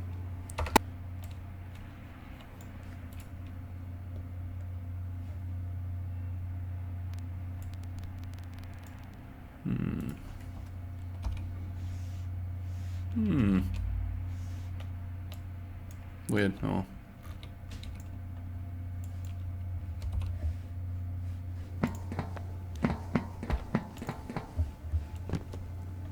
This is some pal of mine. Yeah, the most of the character meshes are not in yet. It's definitely gonna be a big relief when they finally are. Check it out, he ditched his torch.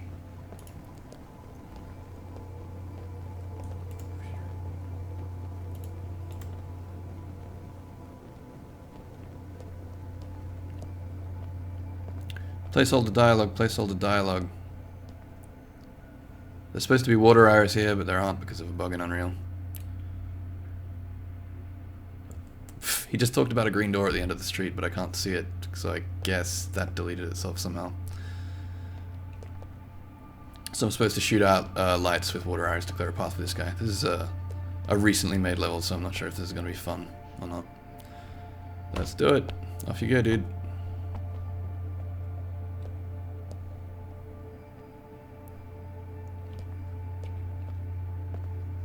Looks like the AI is kind of fucking up. They're supposed to be patrolling guys. That guy's kind of patrolling.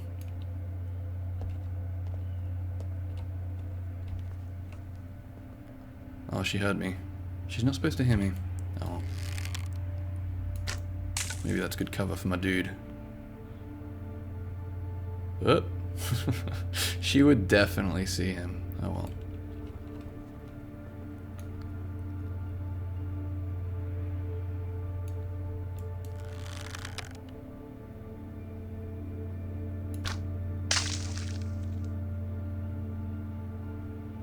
Pathfind better. Freaking scrub.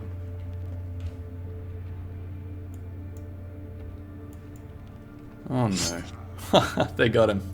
Fuck. I'm gonna try this again.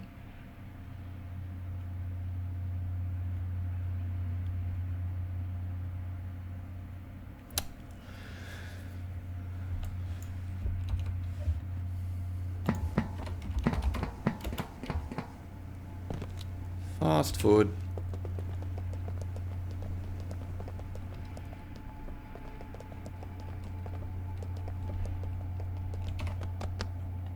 Down you go.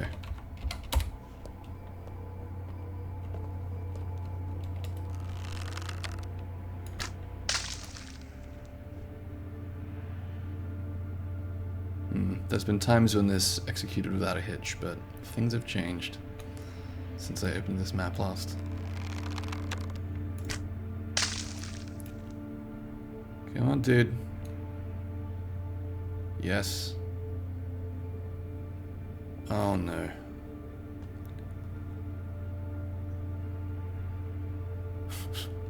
This is smooth as hell. Fence up. Alright.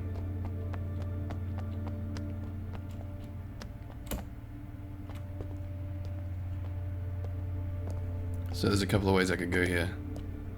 I could go that way. I'm gonna go into this house.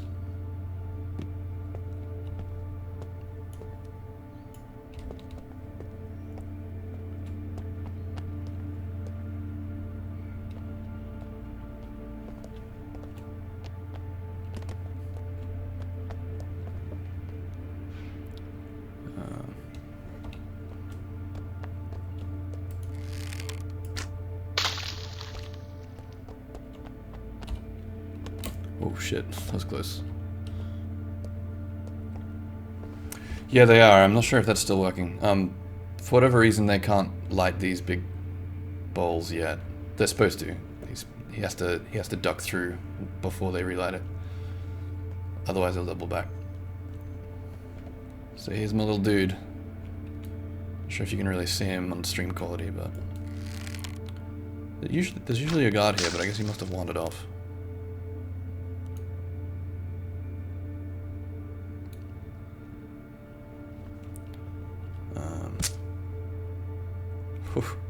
Had to sneak past that guy. So I often die here because this window shutter is supposed to be non-solid, but it's not. So wish me luck. Nice.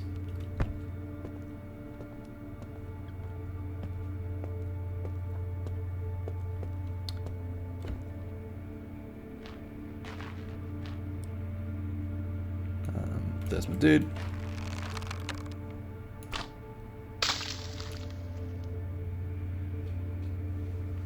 There's too much indirect light here. It's supposed to be like basically pitch dark where he's walking. Well, you can slide. I haven't replicated any bugs. Alright. I think he's most of the way there.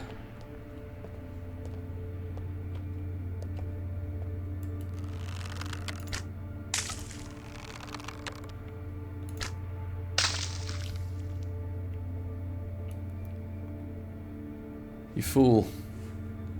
Playing a dangerous game. So now he has to pick this lock. I'm not gonna wait.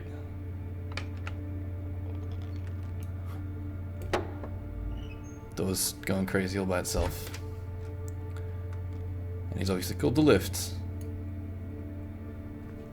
So we're trying to get into this apartment here. And he's in.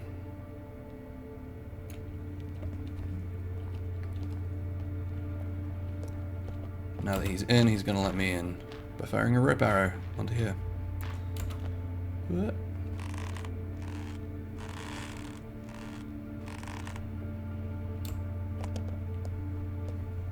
Is there any source code out for the dark engine?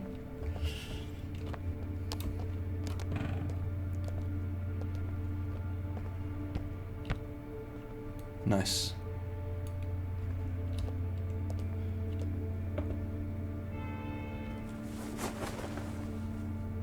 There's no reason to come this far down, but...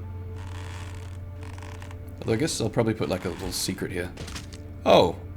I'm not sure why I just died from fall damage that was like extremely slight, but hey. That's kind of all I was going to show you anyway.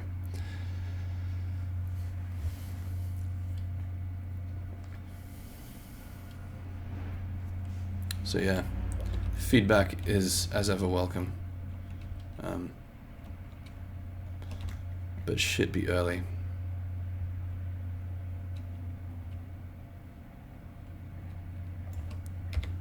Sick.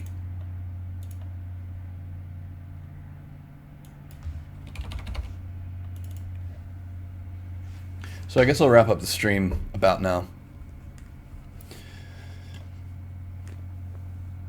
Oh wait, someone wanted to see the UE4 geotools. I'll just quickly, since I still have them open, I'll use them again until they crash, I guess.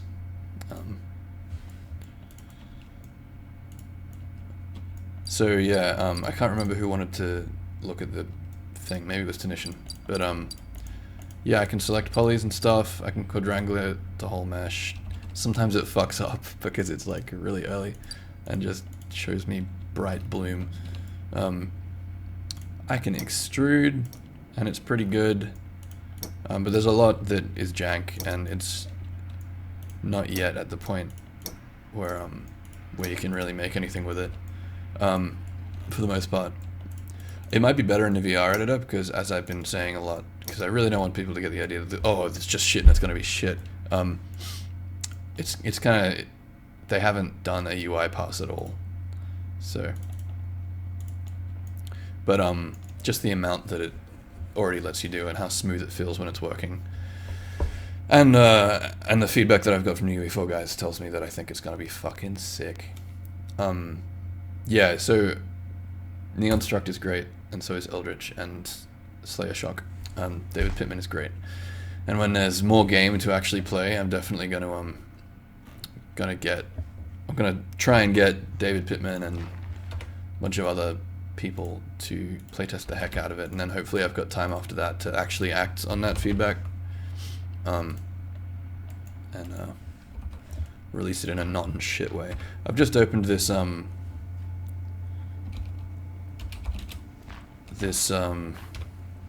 map up because this part of it is like sexy.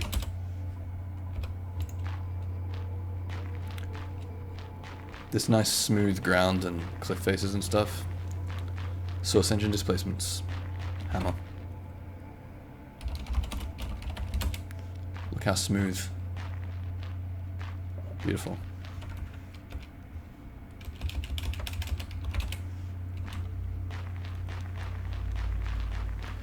Yeah, the materials are by a guy called Danny Cower. He's been doing most of our materials in Substance, I think. This is an eye test man who's in here. Yeah, I like to think we made the right choice leaving the lo-fi thing behind too. It almost certainly added to the production time and how much it costs, though, like it certainly did, and I definitely go through periods of being like, oh god, I made a mistake. Like, making... The real advantage of doing a lo-fi style game is shit like, you don't have to make humans look remotely decent, and those are the most expensive part. Like, the animation can be junk and no one's even gonna notice if it's lo-fi. Your animation blending can be off and no one cares. You can just have the same flat face for everybody and no one cares. So that's the main thing that I didn't really think about when I was like, you know what, fuck this lo-fi shit. And at times I regret it, but other times it just looks great now, and I enjoy that. Wow, I successfully rope arrowed up here. Haven't done that before. If you're wondering why these people aren't attacking me, I just have this set as a friendly zone right now, so that I can run around freely without getting into a fight. Yeah. So ditching the lo-fi added to the costs. Lo-fi was the other motivator for me was like there actually aren't really a lot of performance savings to going lo-fi, and it just seems kind of stupid. Like, you're gonna end up, if you end up lagging, you're gonna be doing it because of like lighting and draw calls, like how much stuff you've got on the screen rather than how detailed that stuff is for the most part. Yeah, there's just, I mean, you're using less RAM, but like, RAM comes free with Serial now. So yeah, also it just seemed like everybody was doing a similar lo-fi style to us. Like, if when we'd started doing that style in like 2014, we'd like shipped Magenta Sunset or something, it would have been fresh and new and cool, and people would think, hey, that looks really sweet. But realistically, like, by the time this was gonna ship, it was just gonna be like, oh yeah, that typical indie style now. So we've gone with something that's not photoreal or anything, but it's kind of painterly, but also PBR, and hopefully that's well received. I certainly like how the guards look. If I like simulate.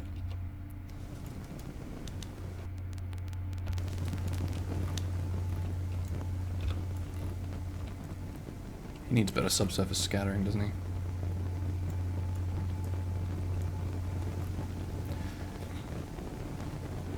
Yeah, Rocket League runs fucking great on everything.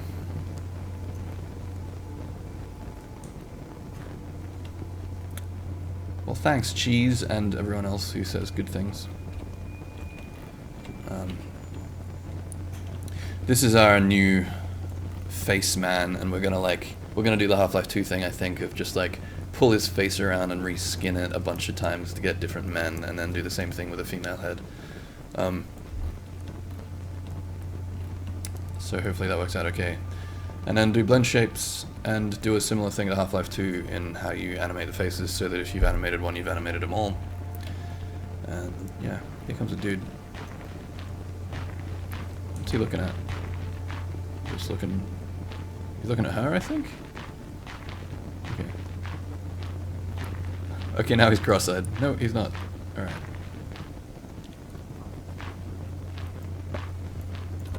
By the way, how nice is this torch? Donhong made this torch. It's like sexy AF.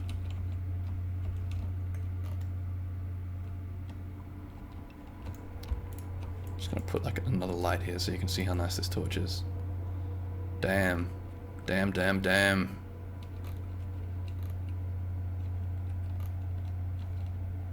This fire trail is like left over from the lo-fi days. I should probably like get rid of that maybe. What are you looking at? I guess because I paused it, her eyes are gone fucking crazy. He's like, what is wrong with her?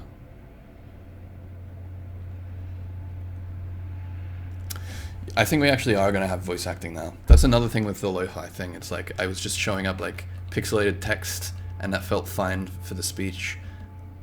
But something about having this level of fidelity makes it feel really stupid if you just have text for dialogue. So it's a whole creeping thing. But I'm told VA is not that expensive. But maybe that's a jerk thing to say because, you know, they're striking and stuff. This is actually kind of sick. This is like one of those Dishonored void, everyone's frozen things.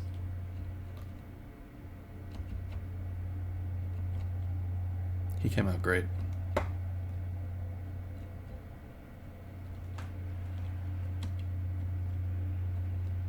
I kind of want to take like a sweet screenshot.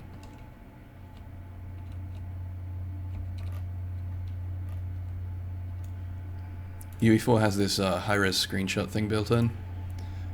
We put in a multiplier and it takes a screenshot at like 2 or 4 or 8 times the resolution of the actual viewport.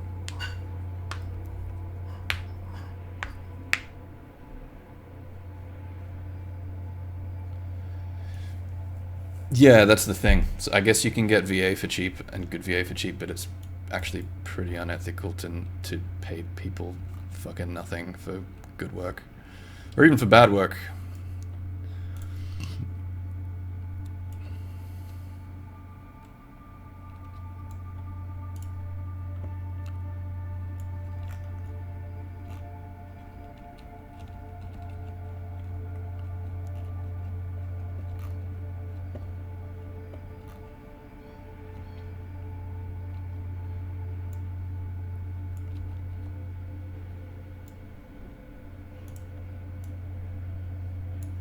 I'm just taking screenshots now, don't mind me. This torch is kind of massive, but hey, video game scale.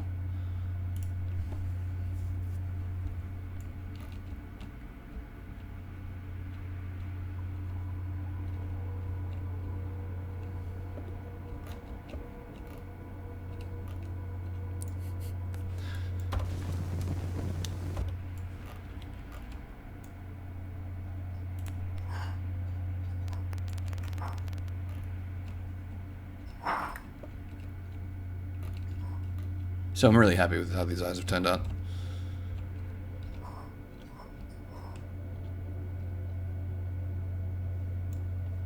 Alright. I guess I better finally wrap up this thing like I've been saying I'll do.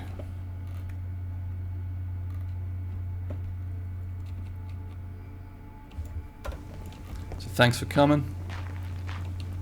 Tell all your friends. Like, comment, and subscribe.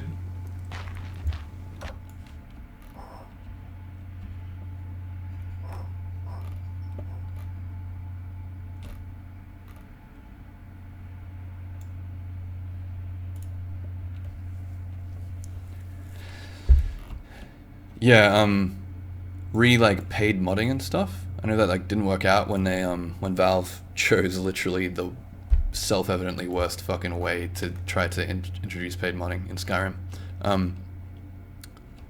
I think that maybe a good way to do that, at least to introduce it, would be just like have everything be pay what you want, like, or call it a tip or something.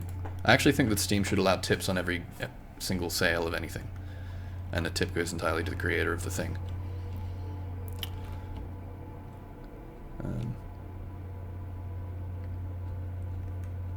Am I going to put the eyes on the marketplace? Probably.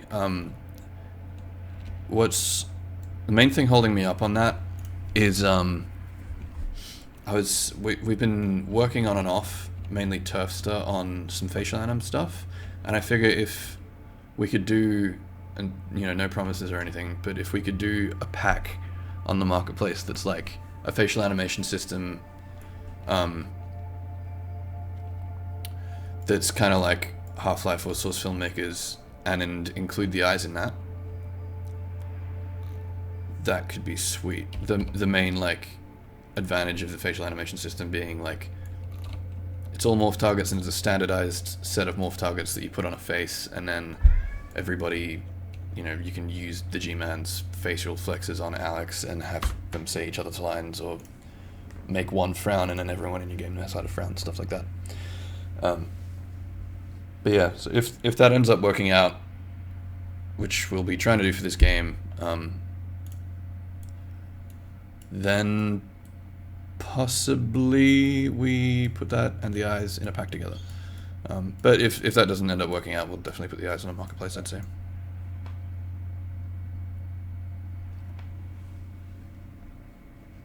Yeah, definitely. Okay, leaving for real now. Catch you later.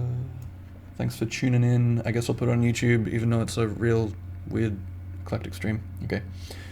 Bye. Love you all. Be well. Sleep well. Go to bed.